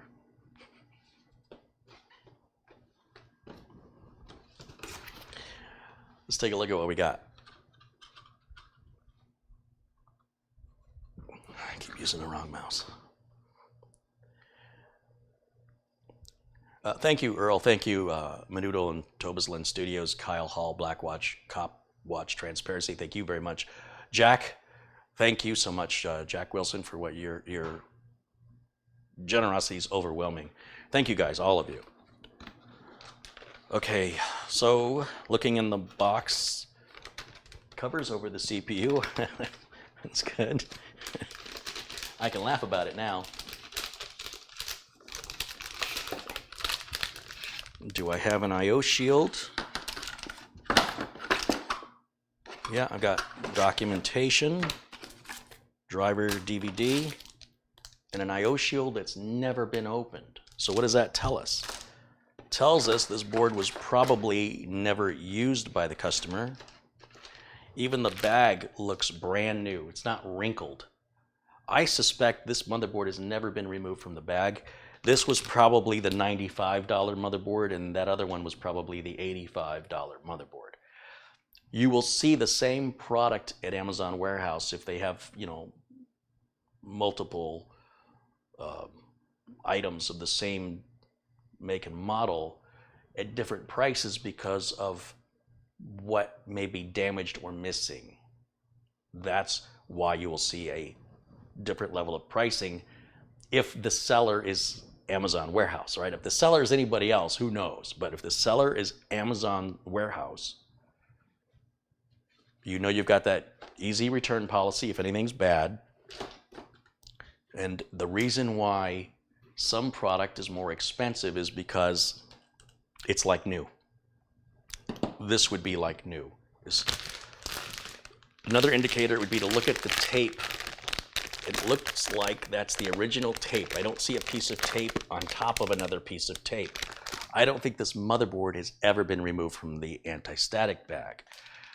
Now, I could be wrong, but I'm feeling pretty good about this one. This looks exactly like a brand new motherboard.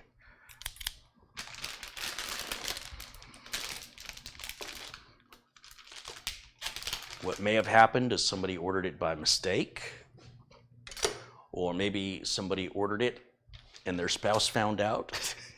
Said, oh no, you didn't.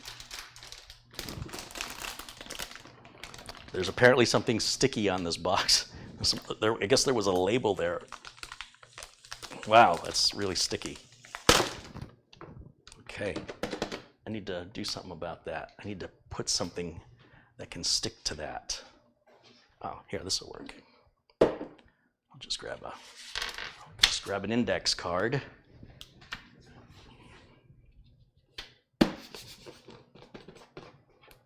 That'll be fine.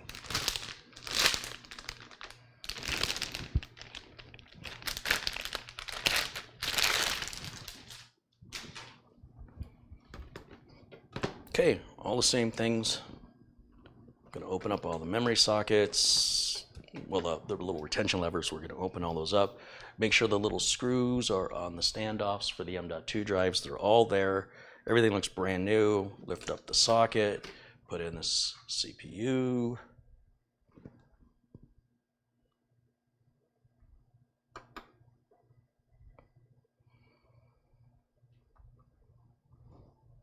What am I doing wrong?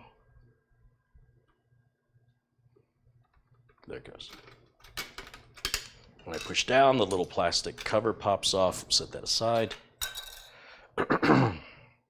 Drop in this RAM real quick.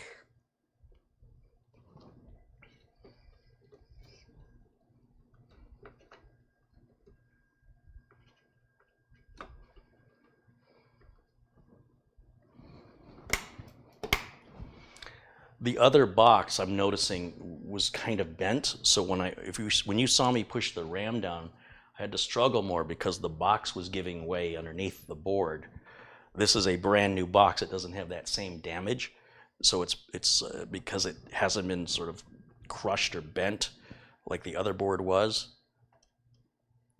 I'm plugging in the RAM effortlessly because the board has still got its structure. The CPU fan, again, I have to turn those little towers. What do I do with it?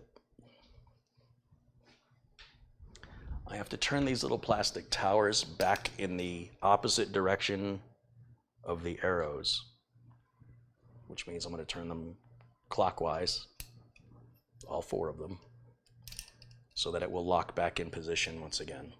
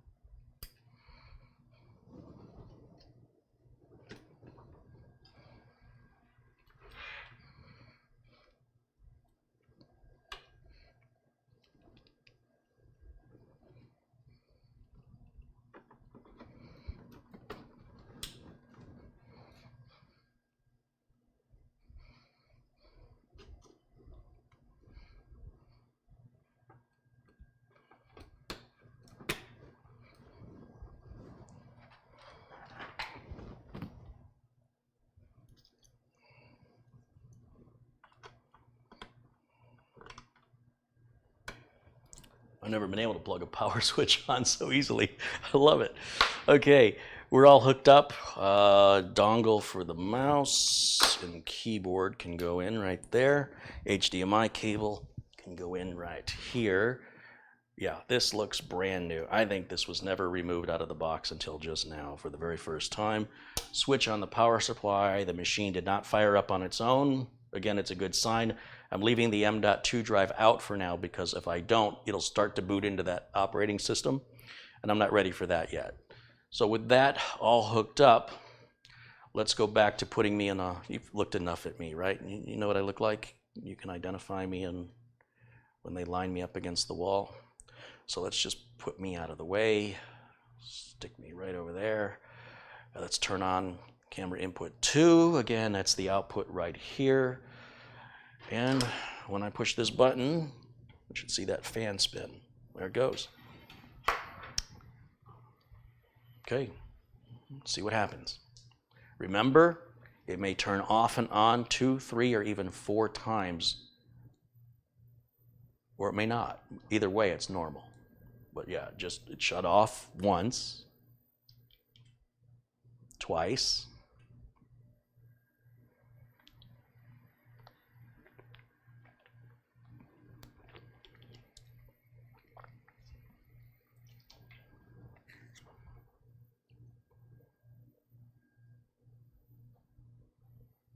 three times. 3 times a maybe. There we go. What version of BIOS do we have? If it's not 15D, we want it to be. Same as the last one, F14. The date looks good. Check that date. On any used motherboard, check that date, especially if that motherboard's from Gigabyte. BIOS flash drive, right here, same as before. Plug it into any USB port. And then give the system a moment to acknowledge and recognize the USB flash drive. We can go down here, go to Q Flash, update BIOS. I double clicked too quickly. It sees the flash drive because that's the only storage device on the motherboard. Double click,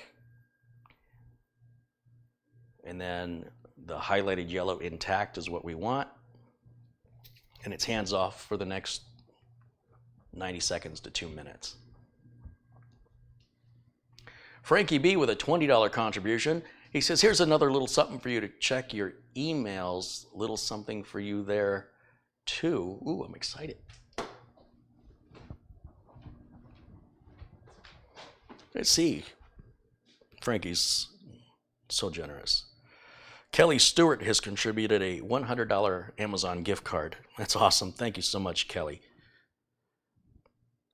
And a $100 contribution from Frankie B. Thank you, Frankie. And James McReynolds sent $5 through PayPal. You guys, man, I hope you're having as good of a night as I am tonight. Holy smokes. Rockin' Rob contributes $5. He says, hey, I made it. Always last to the party. Howdy, y'all. Rockin' Rob, we've been waiting for you to get here, man. I haven't even started yet. But now that you're here, okay, well, we might have started without you, but you can rewind it and you can see what you missed. I bought some motherboards used from Amazon. We tested the first one. The little plastic cover was missing over the socket, so I was scared. It's fine, no problem. We're on board number 2. Looks brand new out of the box. Looks like it's never ever been used before. And we're just updating the BIOS. You're caught up. Yeah, it's taken me an hour and 48 minutes to explain in 3 minutes what I just did. I might have been distracted with some conversation. The crew. How's my crew? Especially my blue crew. Loving my blue crew. And of course, Marty. Hi, Marty. $2 contribution. And Rick Lake's another contribution. $5. Thank you, Rick. Now, you'll see I'm not touching the board at all. We're just letting it turn off and on. It's doing this all on its own. It's a normal part of BIOS updating.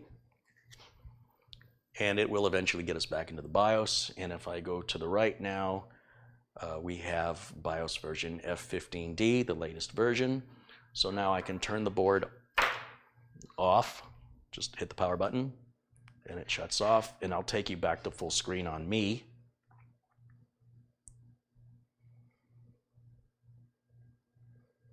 Okay. I'm going to hit the switch on the power supply to drain all the power. I'm done with this BIOS flash drive, so that'll go out and be put back over here. So it'll be ready for the next one. I'm going to quickly drop this M.2 drive in. Not literally. Because, you know, I don't do anything quick. That's not what I heard.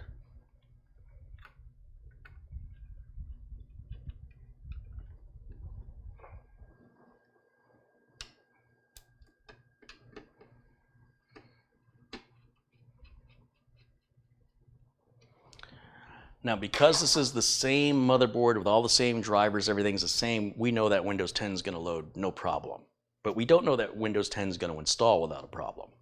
So I'm still going to wipe all the partitions on that M.2 drive and reset it. So it's just like it was when it was brand new out of the box with no partitions and no formatting. And the way we have to do that is I will plug the flash drive into a blue USB port, because it's a fast flash drive, and it would be defeating the purpose of spending extra money for a fast flash drive if I plug it into a USB 2 port and it runs at, you know, a quarter of the speed. And let's see, how do we want to do this? We'll go to camera 2 again. All right. Flip the switch back on the power supply. Power it up, but I'm going to hit F12 on the keyboard. And that should bring up the boot menu. And then I'm going to select the UEFI SanDisk Extreme Partition 1, that's the flash drive, and force it to boot to the Windows installation media. If I don't do that, it'll default boot to the M.2. And again, that's with leaving all the default BIOS settings. I'm not adjusting anything in the BIOS. This is all stock out of the box. And I'm going to hit Next, Install Now. And let me get out of the way so you can see the screen, because this is important information right here. When you see me install Windows 10 on a new computer, but you want to reinstall Windows 10 on an older computer, the steps are a little different. So we go through all the same options, telling it I don't have a product key, but the product key I'm going to enter later is for Windows 10 Pro. I hit Next. Agree to the end user license agreement, because you don't have a choice, and choose custom. Everything is exactly as step by step. Nothing's any different until right now. You'll see the drive has 4 partitions on it. So if I were going to sell this computer to somebody, or if it was used, I want to completely nuke the drive. I want all the data gone. It's not securely gone, but it's just, you know, good enough. And so I'm going to one by one select each partition and hit delete.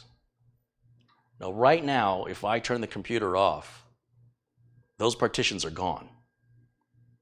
They're gone. There's no hitting OK, like it wiped them out right then and there. Now the drive and any programs, any software, any data is marked as no longer being there. So with data recovery software, we can get it back, but most people don't know how to use data recovery software.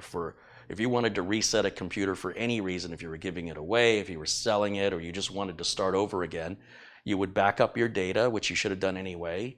You could follow these steps, do a complete new install, just as though the computer was brand new and you just built it, and then follow along with all my steps. And when you're done, put all your data and applications back on it, just like it was a brand new computer. That's it. So now we just have drive 0. It's all unallocated. I hit next.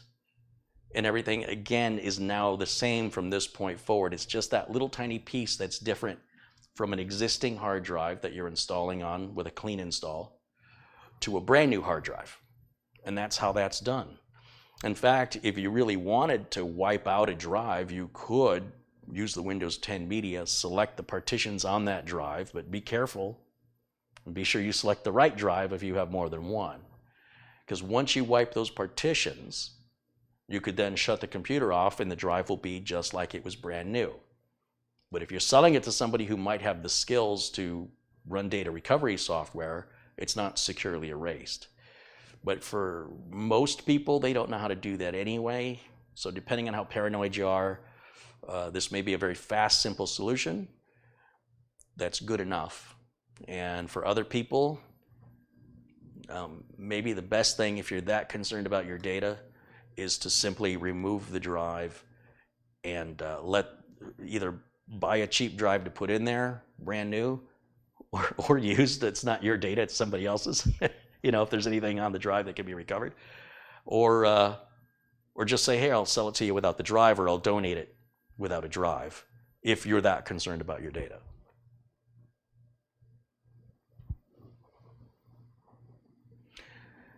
David Kane has contributed $5, and he says, I just got off work, got some popcorn and an orange soda, and now I'm relaxing with a little Carrie.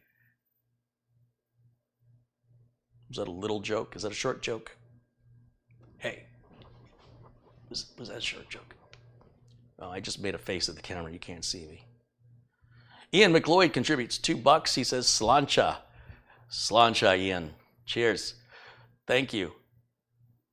Glenn's Music with $2.20 Australian. He says, here's a bonus 30 cents for you today. 30 American cents after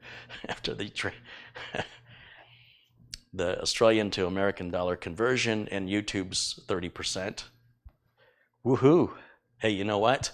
If everybody watching gave me 30 cents right now, I have to get a calculator to figure this one out. 1642 times 0.3, that'd be $492. I mean, it adds up. So thank you all for your support, your contributions. I appreciate it, large and small. It's really the thought behind it, and like I said, it enables me to buy a microphone that's so darn good you can hear me swallowing and hear my heart beating through my shirt. You can actually overbuy. I think that's what I did. I think I might have overdone it a little. And what's even funnier is I'm just now realizing that. I've been doing this for how long? It's just now occurring to me that the boom microphone may actually be better. Ian says, aye, we like you enough. Nice.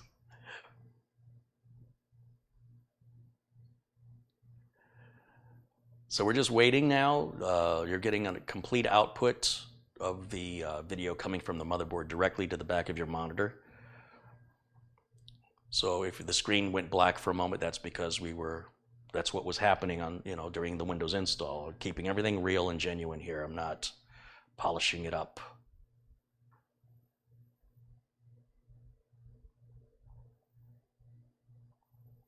I'm doing everything the same.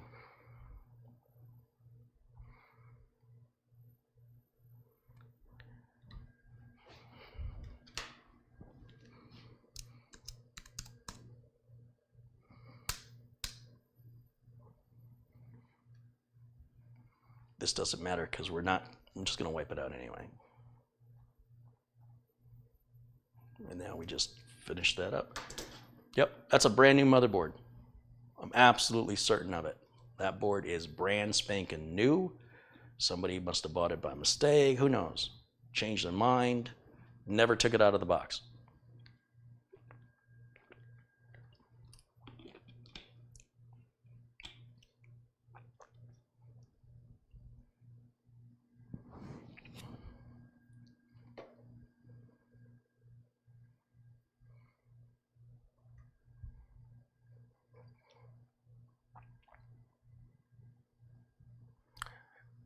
Cop Watch Transparency in Virginia contributes $2 and said the Windows 10 Professional 64-bit for $39.99 is back in stock. So on Monday, a viewer alerted me, hey, that that special's back on over at PC World for, the legit copy of Windows 10 Pro, 64-bit retail version, which is like $200. It's $39.99. So I grabbed a screenshot of it to use like as a thumbnail. I was going to make a video about it, and then this laptop came in, and it was an urgent, unexpected repair. So I said, I'll do it the next day. So the next day I went live and said, hey guys, real quick, looks like they brought the deal back, $39.99 for the month, take advantage of it, and who knows if they'll do it again. People immediately start texting me, leaving comments. It's $89, Carrie, it's not $39. I'm like, what? So the next day I make a new video and I say, look, I'm sorry about that. I don't know what happened. Somebody maybe made a mistake. Maybe it was never supposed to be on sale, but here's the screenshot to prove to you on the 1st of September. It said it was $39.99 and you had 29 days left. So I'm sorry, I have no control over it. I'm not an affiliate. They're not paying me. They don't even know I'm talking about them. Then today, everybody says, hey, it's on sale for $39.99 today, and now the sale says it's good for 4 days. So there you go. Everything's perfect here, so we'll go ahead and just shut it down.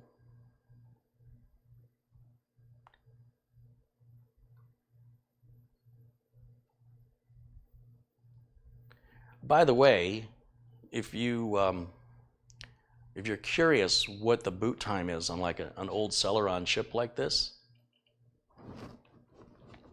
since it's all loaded up, let's just turn it on and see how long it takes to boot. Ready? 3, 2, 1, click. Let's see how many seconds it is to get to Windows.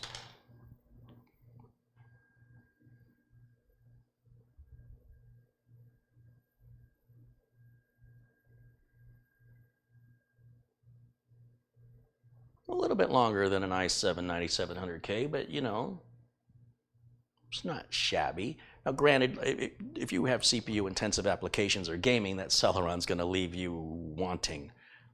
But for office work, emails, browsing the web, spreadsheets, stuff like that, unless they're amazingly huge spreadsheets, this thing is quite adequate. Given the age of that processor, it's pretty impressive. But I guess I'm maybe more easily impressed than some others. And I can click start and shut down, or I can just tap the power button and it'll do the same thing. This board is brand new, so 2 out of 3, we're good.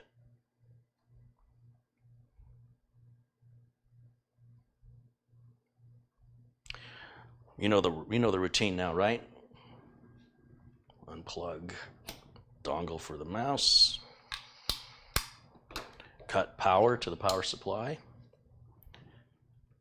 And just start removing everything from the board. In any order you want, as long as the power supply is off.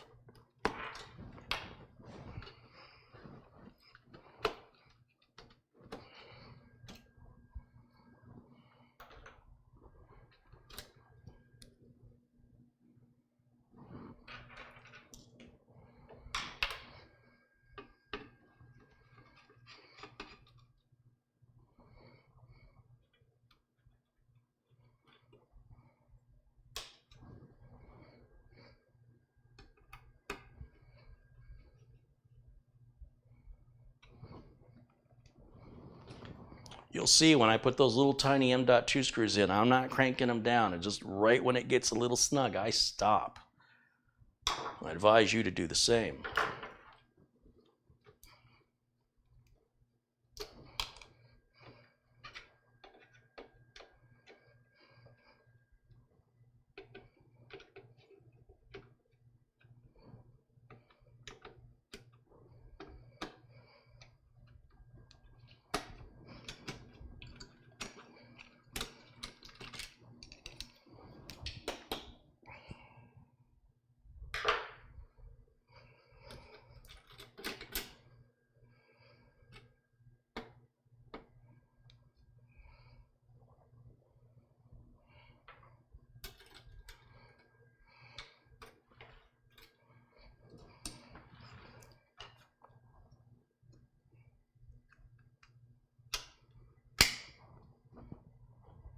That's it.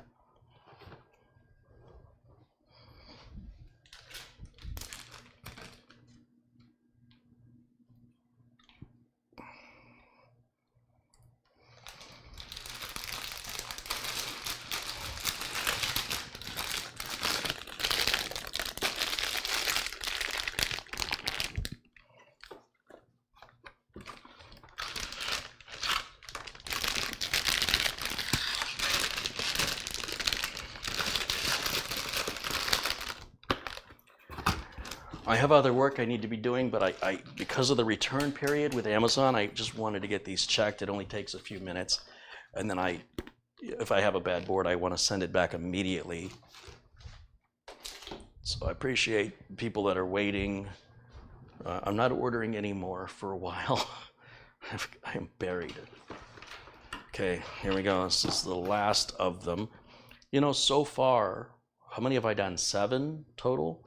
And we have one that's a questionable. It's just questionable. Maybe good, maybe not. I'm not sure. Like, it's got a little weird graphic artifacting, but I'm still holding on to it because I think it's okay. All right, well, this is a little different. Clearly, somebody used this. The cardboard is missing that supports the board and the packaging. That's not there. It's been replaced with bubble wrap. There's our documentation, our driver. The I/O shield has been opened. This has clearly been used. Let's get that. I don't want that in there. It's just a static conductor.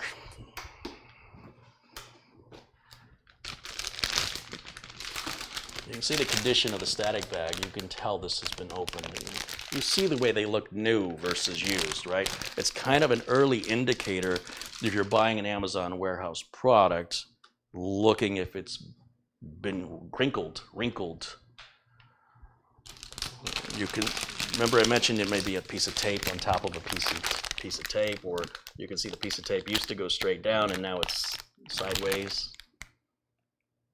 So all those are little indicators, forensics, if you will, to sort of set your expectations accordingly. And the little plastic cover is on the socket of the CPU. So out of those 7 boards, only one didn't have it on. And it seems just fine. And one that did have it on, the one that's got those weird video things going on, that one may have a bent pin. So just because it's on doesn't mean that the socket underneath is fine. Oops, I just put a hole right through that static bag.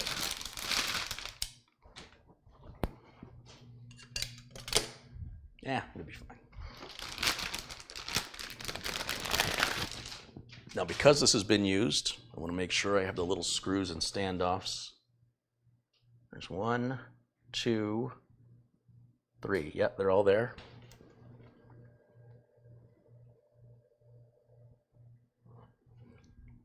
Sometimes you may get a board where somebody forgot to remove their dongle for their wireless keyboard or mouse.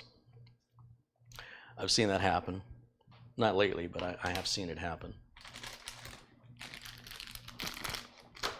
Okay, well, let's check this one out. See what the socket looks like. This is our major concern. Is there an I/O shield? Are the screws for the M.2s included? And does the socket look okay?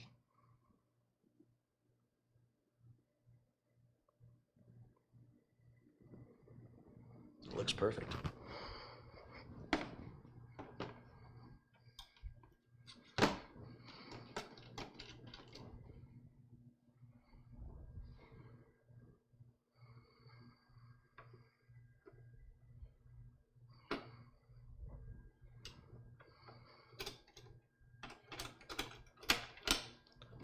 CPU is in. Turn the little towers in the opposite direction of the arrows.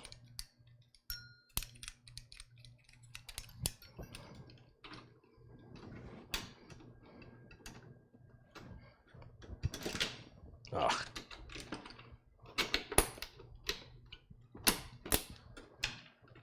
this one's not. There it goes. Okay.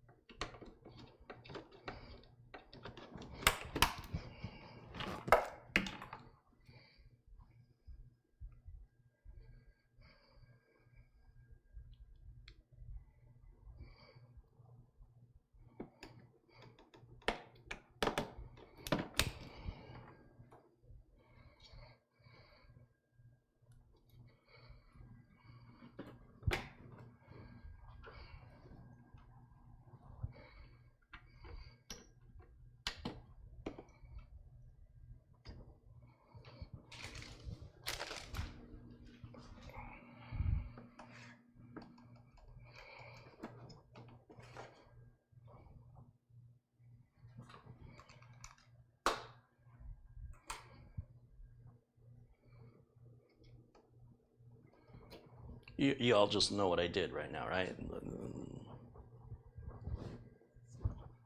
Without talking about it, it happened a lot faster.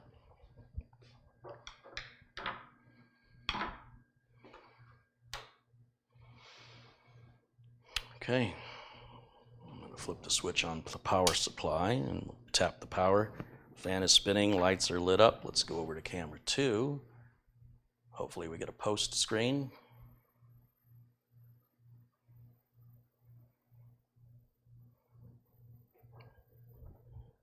Looking good. Again, it may turn off and on the very first time, 2, 3, 4 times. Don't freak out. It's normal. Okay, let's go to the BIOS. We're going to check the date. Date looks good, even though it's off, it'll self-correct. As long as we're not beyond the year 2038, we're fine. F14, same BIOS all the way around. That's pretty interesting. We're going to grab the BIOS flash drive one more time. Last time for tonight.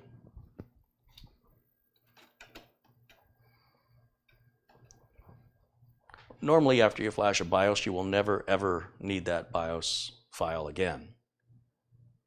Unless you're doing what I'm doing and you have a bunch of the same motherboard.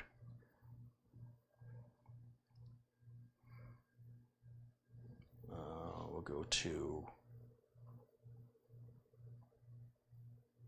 oops, what did I just do? Did I just change a language? Yeah, I did.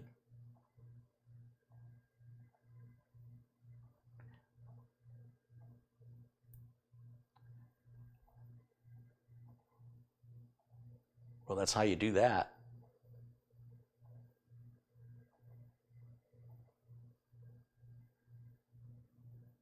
QFlash, update. There's the BIOS flash file. We'll double click it. Intact, hands off for the next, it's about 2 minutes.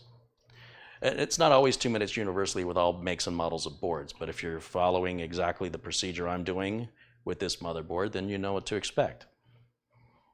X299, X99, and X399 boards generally take a little bit longer to flash, but most socket 1151 and socket AM4s going through this process, it should be about the same amount of time, give or take about 30 seconds either way. A couple other contributions have come in, and Barry Russ contributes $3.30.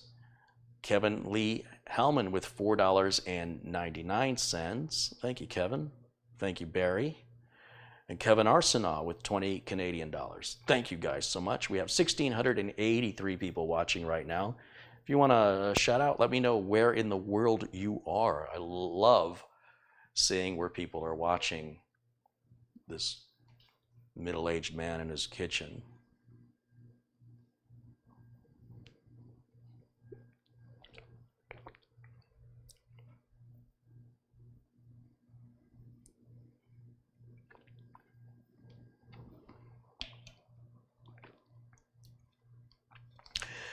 Look at this, Ian McLeod in Texas, Jitesh in the UK, David Kane in Florida, Jim G's in Dallas, Texas, Skyforce is in Sweden, Rick Lakes in Minnesota,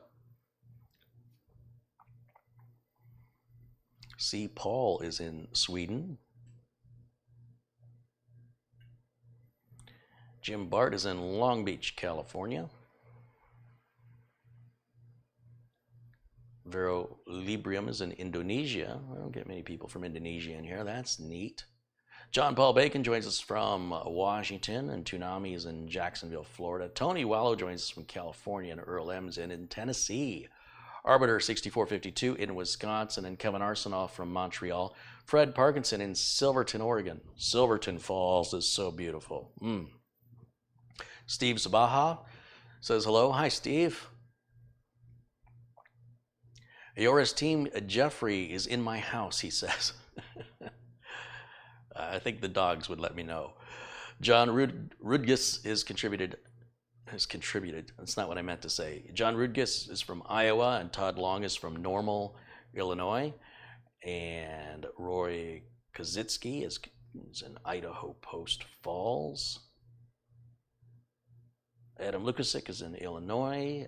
Gale 38 is in Tucson.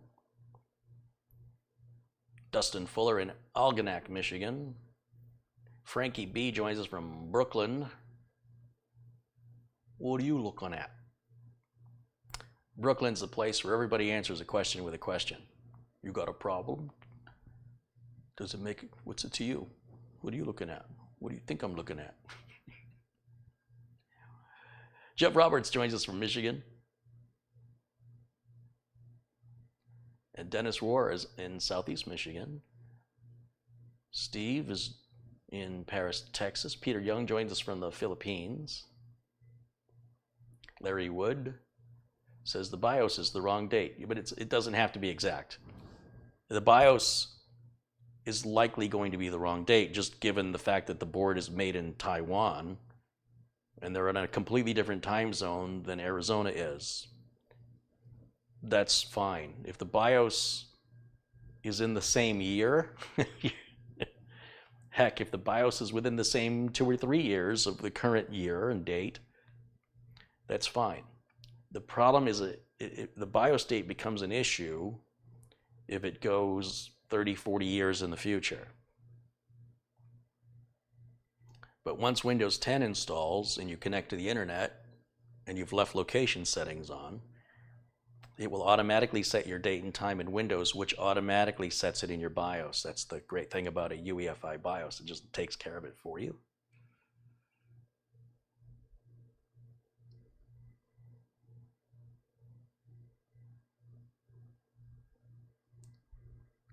Dragon Lord 13 says, shout out from Rhode Island. Awesome. Carl K is in Seattle, and Sean Taylor's in St. Paul, Minnesota. Doug Bradley joins us from Greenville, Michigan. Alex Kaufman in Southeast Iowa. Jeff Baker's in Texas. And Icarus joins us from Oshkosh, Wisconsin.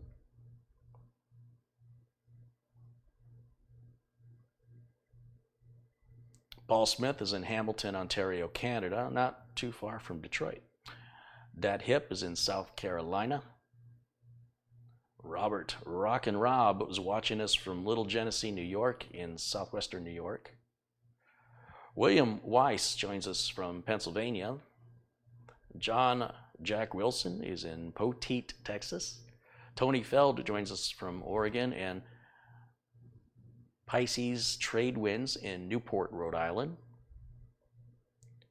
George Ferrugia is in Oakville, Ontario, Canada. John Jacobs says, greetings from South Africa. Sorry, Johan Jacobs is in South Africa. Travis Hilton says he's in Africa. I'm guessing South Africa. Alex Jakuk is in Connecticut.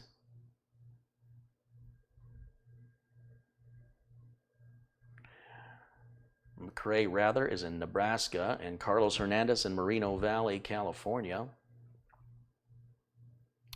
David Epic joins us from Pelham, New Hampshire.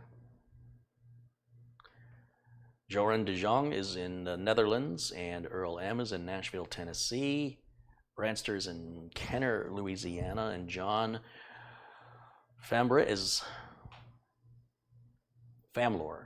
Boy, that L and the O look like a little B. in San Jose, California. Go Garcia's joining us from Texas. Juan Carrera is in Mar del Plata, Argentina. All over the world. It's really cool. Cameron Cody joins us from the Cayman Islands.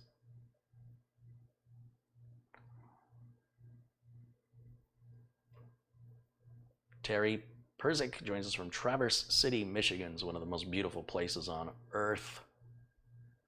Josh Brumley says, shout out Maui, Hawaii. Awesome. Hershavardhan joins us from Bangalore, India.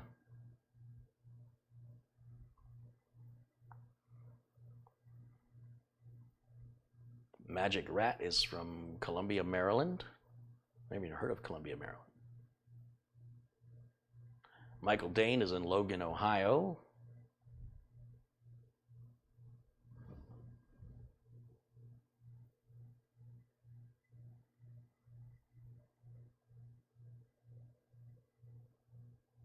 Cooters in Montgomery, Alabama. Really, a guy named Cooters from Alabama?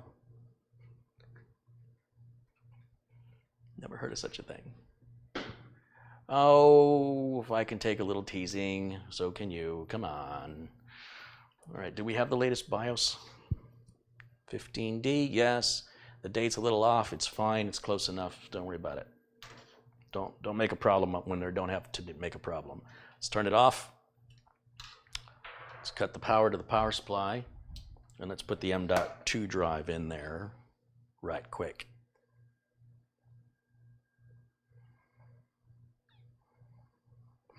The great thing about consumer electronics is how robust they are. The quality control, the manufacturing processes are so much better.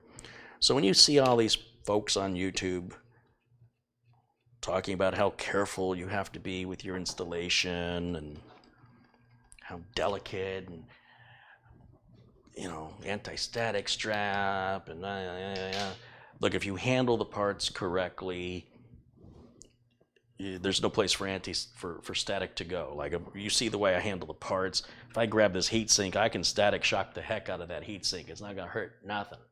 I pick the whole board up and move it around just by the heat sink.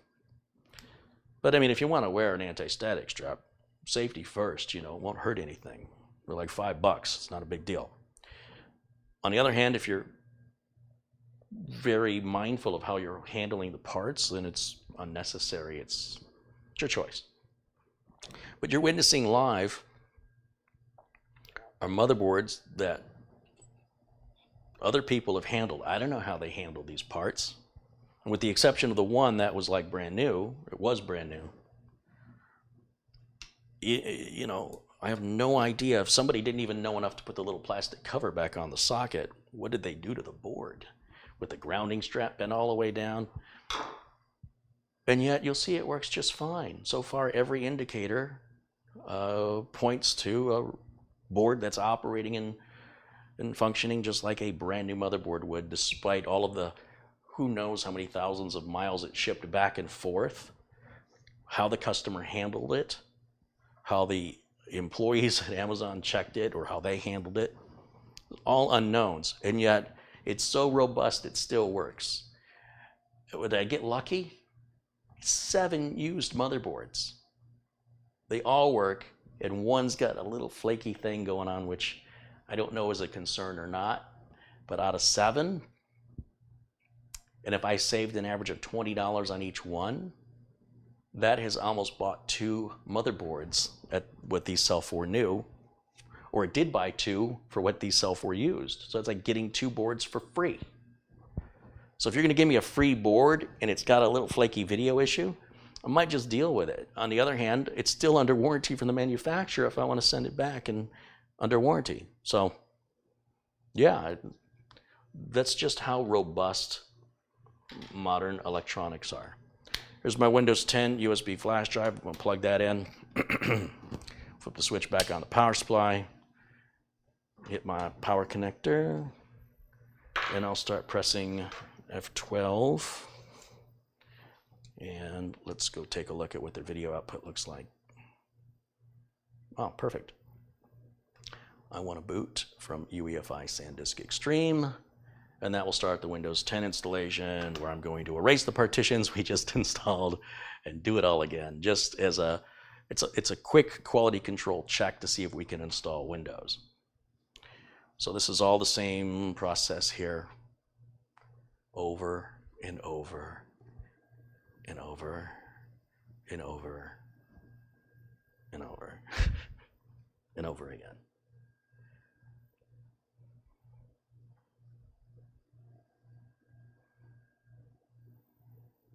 In fact, we get to that point where I want you to see the screen. I am going to nuke this drive. I'm going to wipe every partition and every bit of data off of it by choosing each partition listed. Remember, it's the only drive I have installed, so I don't have to worry about accidentally erasing partitions on the wrong drive. I'm telling you that because if you have multiple drives, maybe just unplug them. You don't have to physically remove them. Just unplug them so that the only drive installed is the one you want to wipe. And then you don't have to worry about making a mistake and regretting it. But you should have backups anyway, right? You have backups, don't you? Of course you do. Because you guys know that positive thinking isn't going to save you if you lose your, data.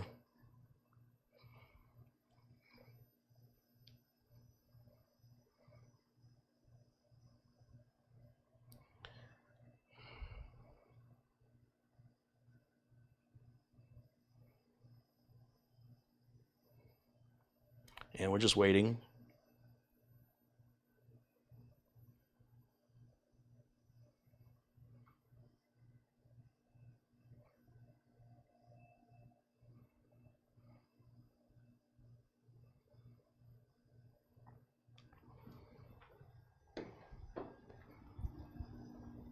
And I anticipate this should work exactly as the other ones. But until you test it, you can't say for sure until you test it. So while we're waiting, any questions for me, technical questions? I'll be happy to do my best to provide you some answers.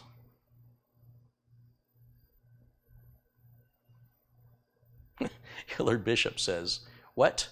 You mean you actually follow the same process over and over and don't just wing it?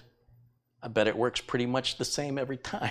It's kind of how it works, unless something's wrong. Richard Irvine says, yeah, got to be proactive, not reactive. Absolutely. Marine Raptor says, I just use disk part to clean the drive. Yeah, that's fine. I've got a video showing how to do that. Alex says, Carrie is saying robust again tonight. You know what the problem was? I kept trying to think of that word for like 3 broadcasts in a row. I couldn't think what the word was, and then somebody in chat said, was that the word? I'm like, that's the word. So I'm trying to get myself to remember it by repeating it. So in 6 months, when I want the word, I'm hoping I'll still have it. The more you repeat something, the more it'll stay with you. Do you know something about the dark web? Noir wants to know.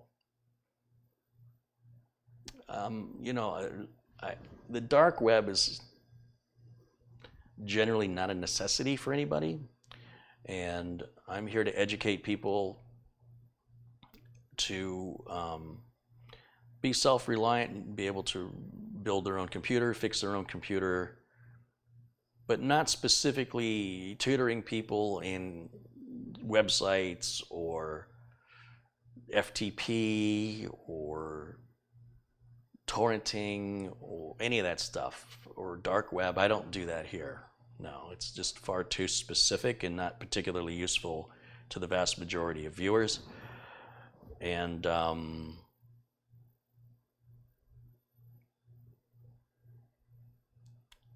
if that's something you want to explore, there's plenty of resources on the internet. But I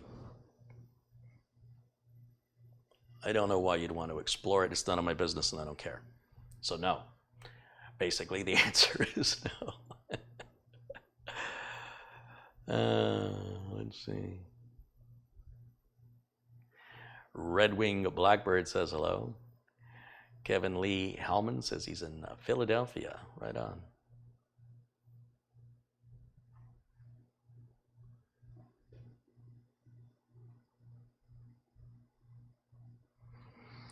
Okay, let's do United States, US keyboard layout, no secondary layout, no internet. I said no internet.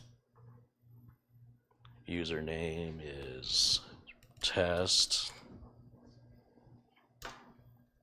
No password. I don't care about this because I'm just going to erase it. No, no.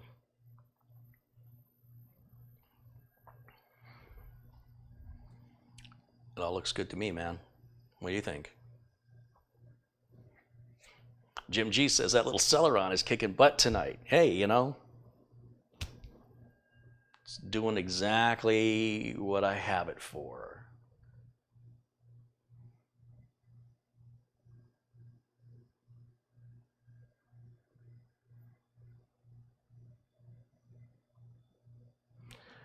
Ultra Super says, is it going to be another 5-hour live stream? That's not my intent. My intent is to wrap this up in the next 20 minutes. All I wanted to do was go live showing the true unboxing of used or returned product, in this case these motherboards, what you can expect if you were to consider the same, what the risks are, and how important it is that if you've never built a computer before, that is not a good way to do your first build. Stick with brand new parts so you can identify much more easily if you made a mistake or you got a bad part. If you've been building for a while and you consider yourself to be relatively technically capable, well, I mean, look, you do what you want to do. I just want to make sure you have all the right expectations. That's all. And there we are. We're in Windows. Everything's beautiful. It's absolutely beautiful. Now, because I'm done with this flash drive, I want to put it back in its box, but I want to wipe all the partitions off of it so it's like brand new from the factory. So you know how we're going to do that, right? I'm going to just tap this power button, and Windows is going to cycle down no differently than clicking start and shut down. It's the same exact. If you just tap the power button, it's different. If you hold the power button in, then that will force a boot, like pulling the power cable from the wall after about 10 seconds. So I'll turn this back on. I'm going to hit F12 on the keyboard multiple times, and then we're going to select the SanDisk again to boot from the Windows 10 installation flash drive.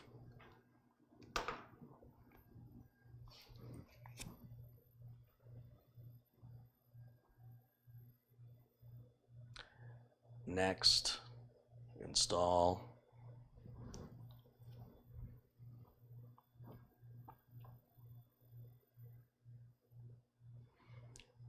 Don't have a product key. Windows 10 Pro. That doesn't really matter because we're not going to do the install. What we're going to do is we agree to the end user license agreement. We choose custom, and then we want to remove the 4 partitions on the M.2 drive.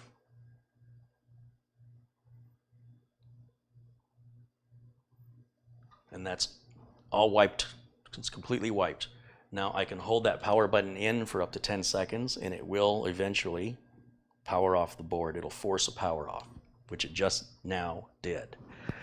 That M.2 drive is completely wiped. Not securely, but it is completely wiped. So just to prove it, if I turn the machine on, I don't have to hit F12 anymore. The only thing bootable the machine can boot from is that Windows 10 flash drive. There's nothing else to boot from anymore. So I don't have to override the boot order. When Windows 10 starts the installation process, I go through the same, just to show you, because again, I'm not going to do it, but I'm going to show you when it gets to the point where it asks where we want to install, it's going to list the one drive with no partitions now, just like when it was brand new for the very first time removed from the box.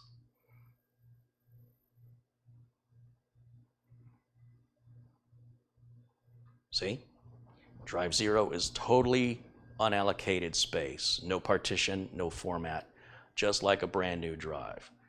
That's all I wanted to prove to you. So now I just hold the power button in and the machine will eventually power itself off. And I'm going to hit the power switch on the back of the power supply, and I'll bring you back full screen here on camera 1.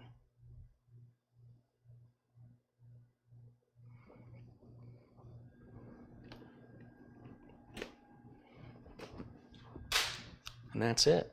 That's pretty much everything's tested perfectly. No problems, no issues, and no concerns anymore.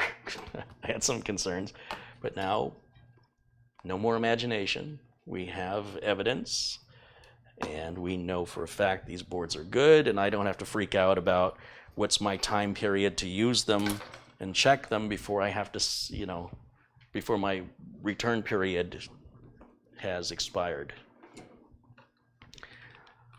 That's peace of mind. That's what that is. And that lets me relax a little bit instead of thinking, oh, geez, I better do that. And every day that ticks by, it's like, oh, I really need to do that. So if I just do it now, get it done, get it out of the way, I can breathe a little easier.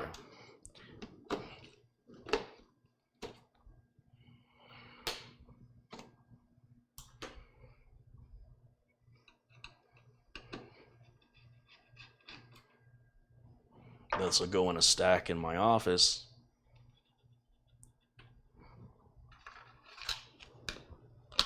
And when I have time, I'll build some more computers. This is really nice to put a 9700K in here with a Mugen 5. Put it in a Corsair 200R with any NVMe drive of whatever you want of any size. Throw 16, 32 gigs of RAM on it. It's pretty cheap. You got yourself a really quiet, solid computer.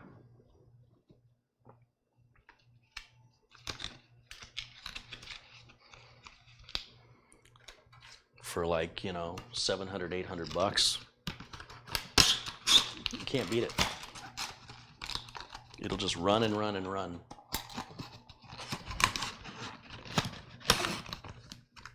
You're not likely to have a problem. You're not scraping the bottom of the barrel for cheap junk that you're likely going to have a problem with, or certainly more likely. You still may, from time to time get something go bad, but it's just highly unlikely. Because if it happened all the time, quite frankly, I wouldn't be in business. Customers would stop ordering computers from me.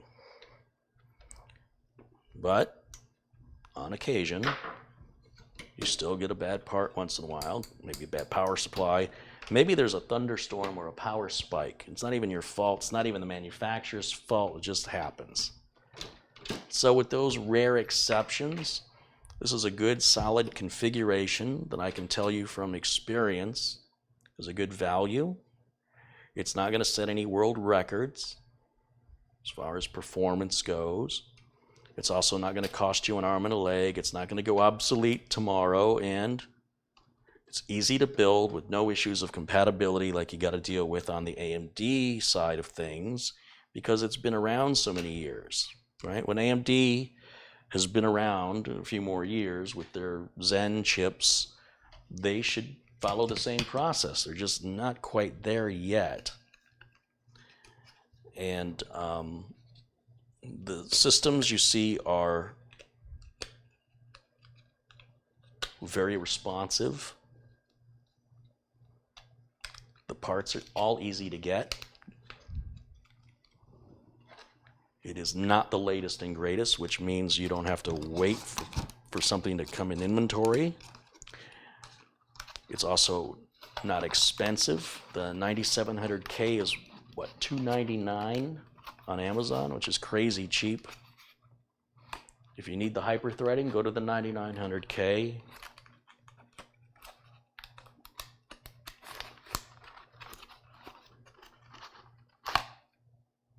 What am I doing wrong? I should just go in.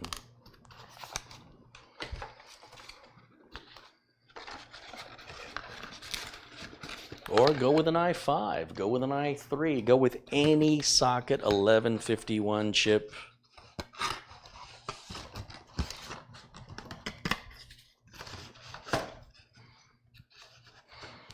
doesn't really make a whole lot of sense to get the highest end chip and put it in a low, it's not, I wouldn't call it a low range motherboard, but it's also not mid range. It's kind of somewhere in the middle, between the low and the middle. It's in the middle of the low and the middle. So what do you call that? Intermediate? Got everything unplugged? Yeah. Covers on? Yeah. Close these little latches there. I'm going to unplug that power supply and let's get it out of the way so I have a little more room.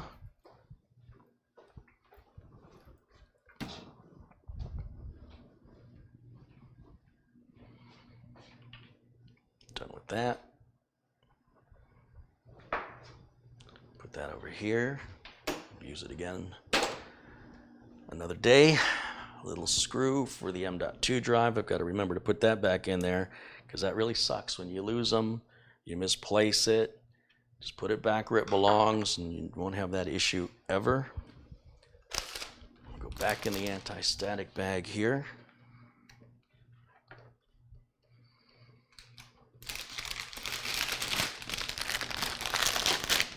No reason to tape it. There's no reason to have any padding in here. It's not going to be shipped to any. The next time this ships, it'll be in a case. So I'll just rest these things on top. All done.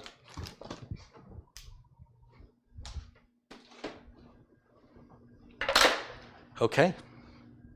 I'm very happy that the boards I got all worked. I'm very happy with the contributions today from all the generous viewers. It's been a great day for the channel, for the support and the kindness from everybody.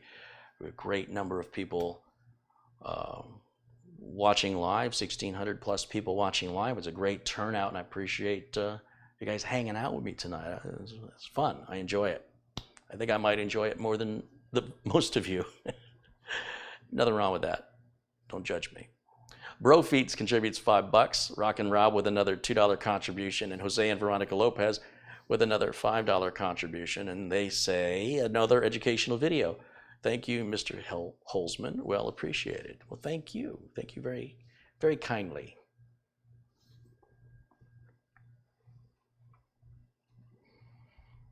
Jai Teshes, yeah, it is an awesome day. The Pack with a $10 contribution says, I have built 6 PCs so far. I've only had one bad part, and that was a Thermaltake power supply, and it was my first Thermaltake product ever, and I immediately went back to Corsair or Seasonic. I much prefer EVGA. I have replaced too many Corsairs, and I've replaced too many Seasonics, but, you know, maybe it's just luck, you know what I mean?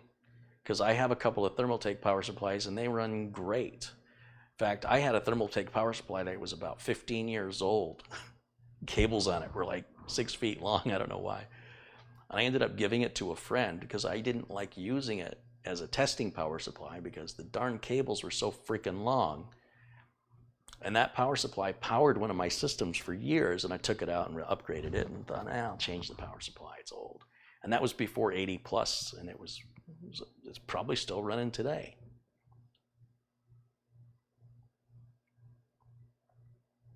Josh says, I have a 7th gen Core i5 7600K. Can it support 3200 hertz RAM, 16 gig, or do I have to use 2444? So I have a Ferrari and it can do 185 miles an hour. I don't, but let's just pretend I did. Can I drive it on the freeway at 55? The RAM speed is listing the maximum speed it can go, not the only speed it'll go. You understand? So if you need RAM speed of 2133, anything 2133 or higher will work. You can always check the QVL list because AMD is particularly finicky over the RAM, but Intel not so much. So you buy any RAM that is of the minimum speed or higher, and that RAM can run up to that speed on a compatible board. Thank you for the question. The Benedy85 says, hey, Kerry, Hi, the Benedy 85. Gary says, if you were driving 55 on the freeway, you would be holding up traffic. That is certainly true in Phoenix.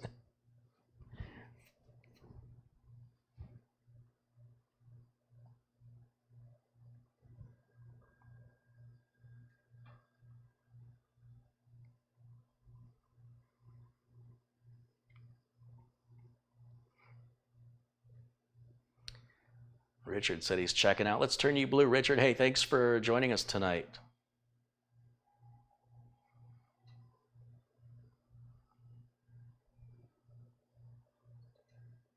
Okay, any final questions, final thoughts? I'd like to wrap this up before we hit the 3-hour mark, which is about less than 15 minutes.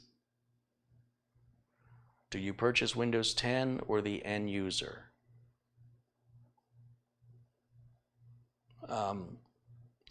I can't get it as cheap as PC World is selling it. Windows 10 Pro for $39.99, I can't buy it that cheap. So you'd be better off buying it yourself. Adam says, love the videos, Carrie. Keep up the great work. Thank you, Adam.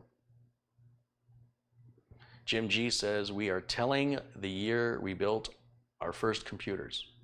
Cool. Andre says, I have an i7 7700K, but it doesn't go above 4.37, but it would turbo up to 4.5. I've tried everything, but nothing seems to help. Who cares? Who cares? You can't possibly tell me you notice it. Like, this little Celeron's 3.1, and you can still buy a brand new Core i5 that runs at, what, 2.8? So it sounds to me like you're doing just fine. Just fine. Sounds great.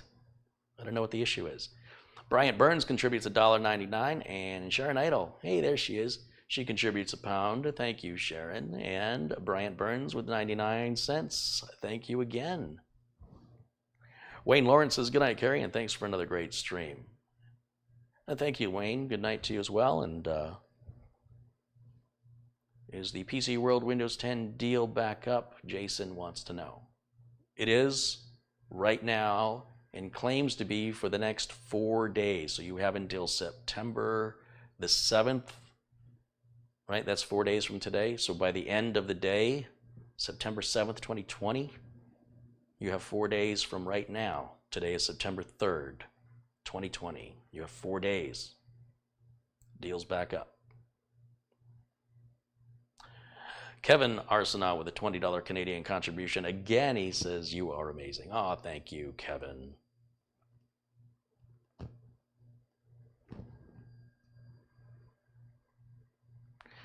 Glenn's Music says, assuming you have a genuine Windows 7 product key, you should be able to install and activate Windows 10 for free, correct?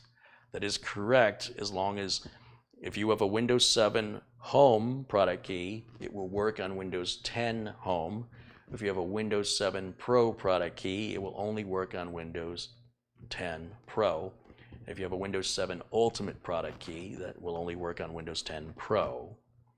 So if you install a different version of Windows 10 than what the Windows 7 product key was for, it will not activate. Or if that Windows 7 product key has been previously used to activate a Windows 10 in the past, it won't do it again. But yes, it still works. Like if you see if you see computers in a dumpster and they have the Windows 7 product key sticker, and you take a picture of that with your phone, and then you could go home and see if that product key works, and it usually does, because those people that do that generally don't. If they had upgraded it to Windows 10, maybe they wouldn't be throwing them away. I don't know, but just so you know, if you see that opportunity, don't steal somebody's Windows 7 product key, but if they're throwing it away anyway, try it. Jeffrey Tukio contributes $5. Thank you, Jeffrey. I'm sorry if I have butchered your last name. Would a Windows 8 product key work? Yes. Same rules apply. Windows 7 and Windows 8 only. Not XP and not Vista.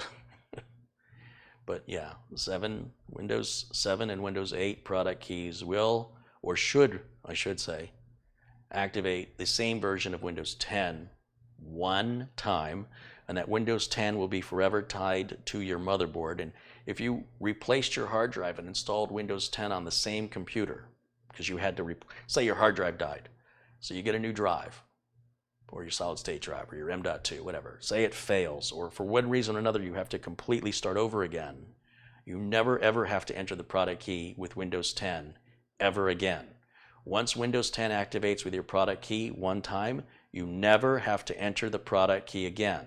You follow the same steps I show. You click I don't have a product key, you choose the version of Windows 10, Home or Pro that your previous product key was for. You do the complete installation, then you connect to the internet, then you go to Windows Updates, and on your first reboot, your computer will automatically be reassigned the original product key and activated. That's how smart Windows activation servers are, or how scary, that they know the serial number of your motherboard and they can reactivate you endlessly in the future, seamlessly, without any interaction from you, other than just grabbing updates or just being connected over time. It'll do it. But if you can force it by just going to Windows Updates, which you're going to want to do anyway after a clean install of Windows 10. So you never ever need the product key ever again. If you change your motherboard out, you're going to have to buy a new copy of Windows. Michael Hazy says, good morning from Slovakia. Welcome in, Michael.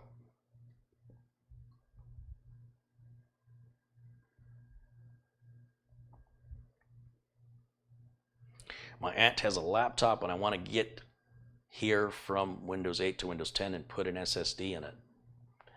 Yeah. It's a good move. I approve.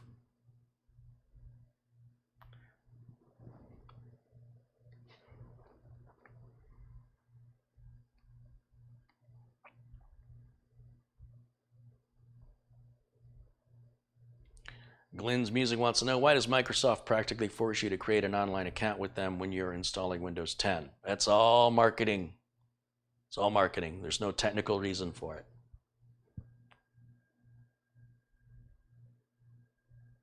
Yates Network says, I just burnt 45 minutes of my time helping a customer log into her email. Well, that's why you have a job. Be thankful. But yes, sometimes the line is blurred between technical support and tutoring. But if you're getting paid the same, you know.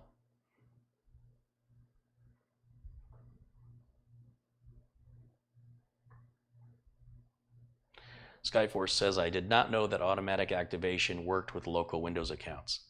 I've never created a Microsoft account in my life. So, when you see me do it here live, it just works every time. So I'm not telling you about what I read. I'm telling you about what I've experienced over and over and over again. So I know it's factual. PC World now shows Windows Pro for $39.99 has 3 days and 23 hours. That makes sense. Yeah, sounds right. 3 days and 23 hours, that would be the end of September 7th, just like I said.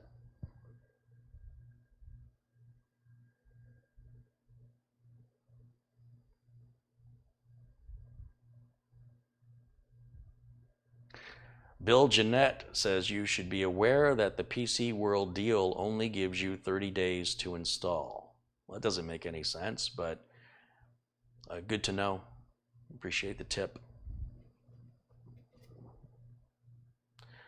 Marco says, can I connect more than one fan to a fan header as long as the total wattage and amps don't go above what the header provides? You can get a fan splitter, and both fans are going to run at the same speed of whatever the motherboard's spitting out. Most of the time, adding more fans doesn't really help you at all. Like if a motherboard only has 2 fan headers, that's because it only needs 2. And you thinking it needs 3, you're wrong. You're just wrong. But if you want to waste your money and buy a splitter and do that, do it. But it's completely and totally unnecessary. But if you want to do it, do it. I mean, you can go buy a fan header or splitter. You can buy a fan controller and put 7 more fans in it and plug it right into your power supply. If you want to, go for it. There's a reason why your motherboard has a limited number of fan headers.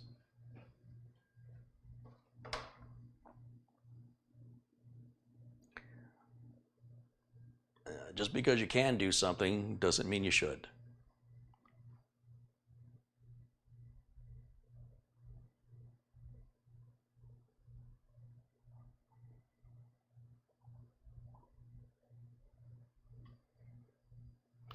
Are you planning on broadcasting at all this weekend? Generally, I don't on the weekends, but it just kind of varies. I don't have any plans at this time.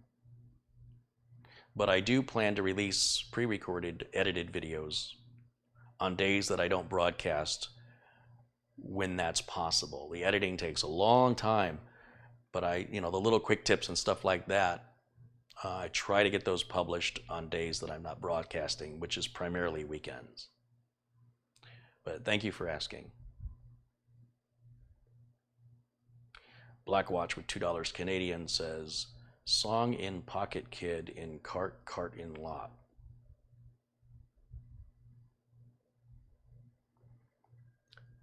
Sorry, I don't understand.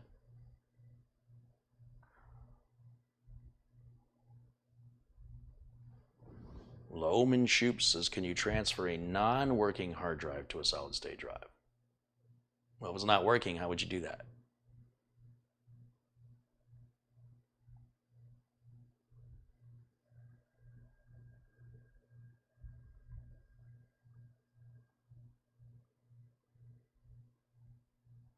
Fred Parkinson says you can buy an extended download option for Windows 10 Pro at PC World that gives you 2 years to install it.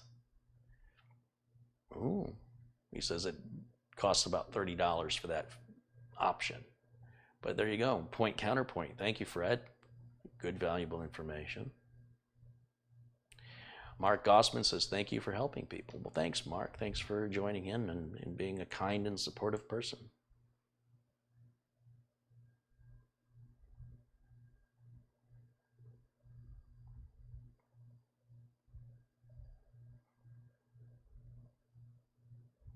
When are you going to start the music trivia channel? Yeah, just pile onto my workload.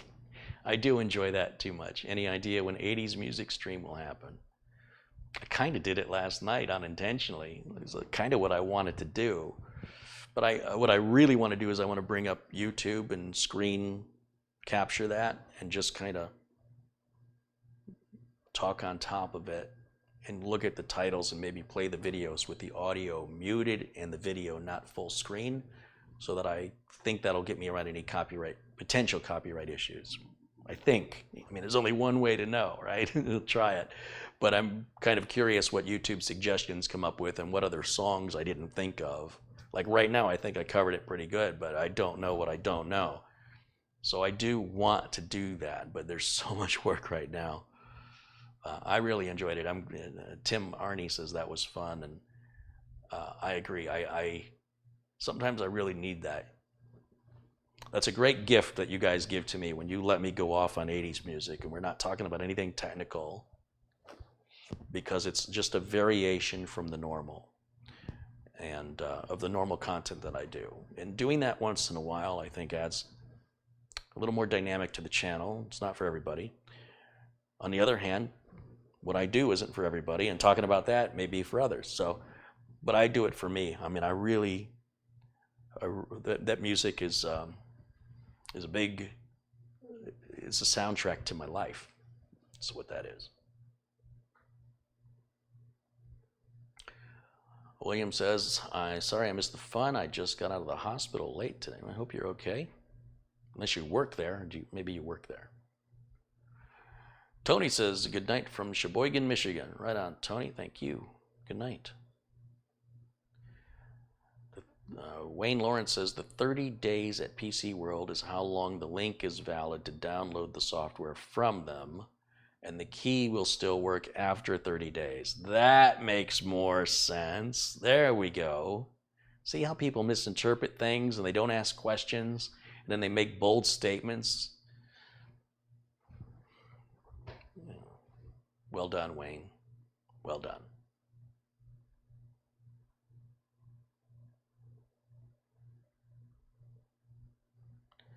Chevy Arthur says, song in pocket, kid in cart, cart in lot, song for short folk. I have no idea what you're talking about. And we just crossed over the 3-hour mark. So that looks pretty much like it's going to wrap it up for today. Wait, one other question. 26DX wants to know, what if you sell your motherboard? Can the buyer use your Windows 10 product key? Yes. Windows 10 product key is assigned to the motherboard. Yes. I've had customers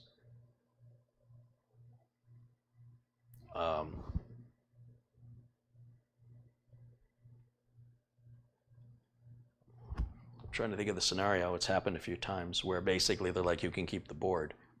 And I install on that board and it automatically, like, no choice of my own, right? Like, I don't know what previous operating system, if it had Windows 10 Home or Pro. Maybe I don't even know if it had Windows 10 on it. But I go to install Windows 10 Pro and then it goes, you're activated. Okay. The customer never calls me and complains, so okay. Yep, that Windows 10 stays tied to the board. But if the person doesn't install the same version of Windows 10, then it won't activate automatically. Like if the customer had Windows 10 Home and then I got it and I put Windows 10 Pro, it's not going to activate, and I won't know any different. So the stars have to align for that to work. Eric Lopez says my test results for COVID-19 today was negative. Good. Michael John Music says, PC World says Windows 10 to install it on a single PC and then later you can move it to another PC. Yes, that's the difference between Windows 10 Retail. The Windows 10 Retail version allows you to move it from one motherboard to another. The Windows 10 OEM, which is like what you get from a system builder like me or Dell or HP or whoever, that is tied to the motherboard. But for you to move it to another system, you may have to call Microsoft, deactivate it on the one in order to activate it on the other. But that's only possible with the retail version. And it's always been the same, right? Windows 7 retail, Windows 8 retail versus OEM. I have a whole video on this explaining an OEM versus retail, what the difference is. And when I tell you that Windows 10 is on sale, I will specify if it's OEM or retail. That's what that means. But I realize now that some of you have never heard me talk about it before, maybe you're new here. But this has been covered many, many times.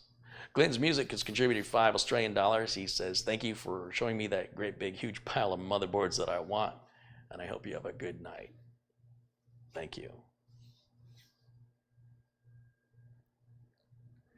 John wants to know, if you get an off-lease Dell that was used in a corporate environment, it will probably have Windows 10 Pro? Yeah.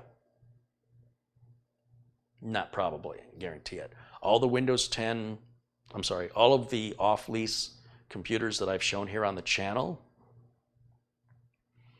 have come with two product keys. They had an original Windows 7 Pro, and then they were upgraded to Windows 10 Pro. And thank goodness they didn't cover one product key sticker with another one, because I can take a picture of those product keys with my phone, and I can do a clean install of Windows 10 Pro on a whole different machine, maybe a brand new machine, and put that Windows 7 key in, and it activates the Windows 10 Pro, because they didn't use it, because they didn't know they could. It's corporate, they just kind of follow a procedure, whether it makes any sense. And they, got a license for Windows 10 Pro, which they didn't need to buy. So sometimes you get a free operating system on top of the one that comes with the computer, sometimes. Yeah, it's pretty cool. But when you buy an off-lease computer, it'll specify if it comes with Windows 10 Pro. So at the very least, you don't have to worry about it. It's already there and it's activated.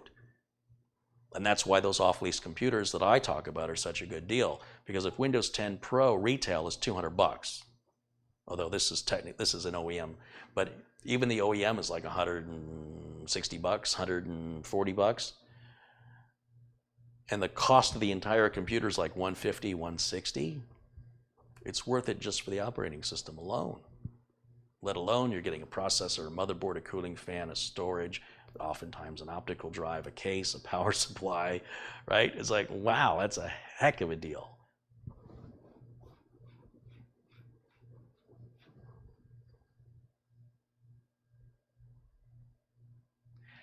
Is Windows from Newegg OEM or retail? It will tell you right on the page what it is. They probably sell both. Places like Amazon and Newegg often offer OEM and they often offer retail. The retail is always more expensive, which is why this PC World offering Windows 10 Pro retail for $39.99 is why I'm making such a big deal about it, because that's the cheapest Windows 10, authentic Windows 10 I've ever seen. Even Windows 10 Home, I've never seen that cheap.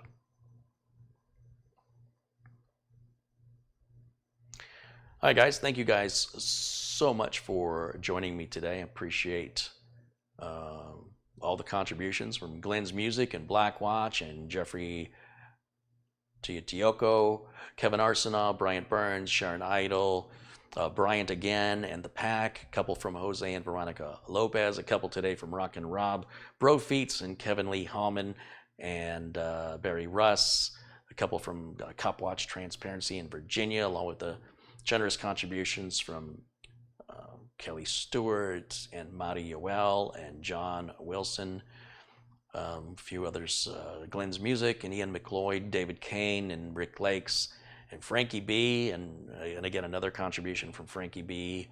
Thank you so much. Earl M and Menadone and Tobis Len Studios, Kyle Hall, as well as Tech Canucks. We had a couple from Tech Canucks today. David Epic, Adam Lukasik, Yates Networks, Michael Dane, thank you always, Michael, Aaron Werner and Wasang, and Ryan Grady and John Yasuda, Eddie Sawyers, and LHB Gaming, and Czech Jacaren, and Thomas Tidwell, Joe Bush, another from Frankie B, and Alex Lewis, and of course Madi Yoel again, and Alan Bradburn, and more from Tony Wallow and Glenn's Music again, Don Perota. Thank you guys so much. Madi kicked us off with the first contribution before the stream started. My friends, thank you for hanging out with me today and joining us on this fun little journey down the Amazon warehouse deals. I've got a generic link to Amazon warehouse for all the products, not just electronics, just everything. If you use that link to take you to Amazon and you make any purchase at all, I make a little tiny commission. It doesn't change anything on your part. You pay the same. Everything's the same for you. It's a great way to show support for the channel. And of course, thanks to the folks at RoboForm offering you guys 30% off always using the link below the video. It's simply roboform.com/carry. That's all you have to do. And RoboForm is a great product. It's a password manager, super easy to use. And if you've never used a password manager, you're going to wonder why. Why have you been waiting? Once you experience it, you're going to be like, I should have been doing this a long time ago. So my thanks to them. My thanks again for John Wilson and Madi Yoel, who basically made today's video and tomorrow's and yesterday's possible through their generosity. As well as Frankie B and other very generous contributors. You guys make this happen on a higher level with more frequency, and without you, it just wouldn't be the same. Turned a lot of people blue today. My blue crew continues to grow, which is my blue crew grew. Yeah. All right. And Glenn's Music says, don't forget my 30 cents. Never. Would never, ever forget it. Thank you so much. And let me find an upbeat outro. Well, let's end on an upbeat, shall we? Thanks for watching. Thanks to all my friends in blue. Thanks for everybody joining in the chat, for being so kind and being so cool all over the world. Amazing people. I look forward to seeing you again, I hope, tomorrow. But until then, bye for now.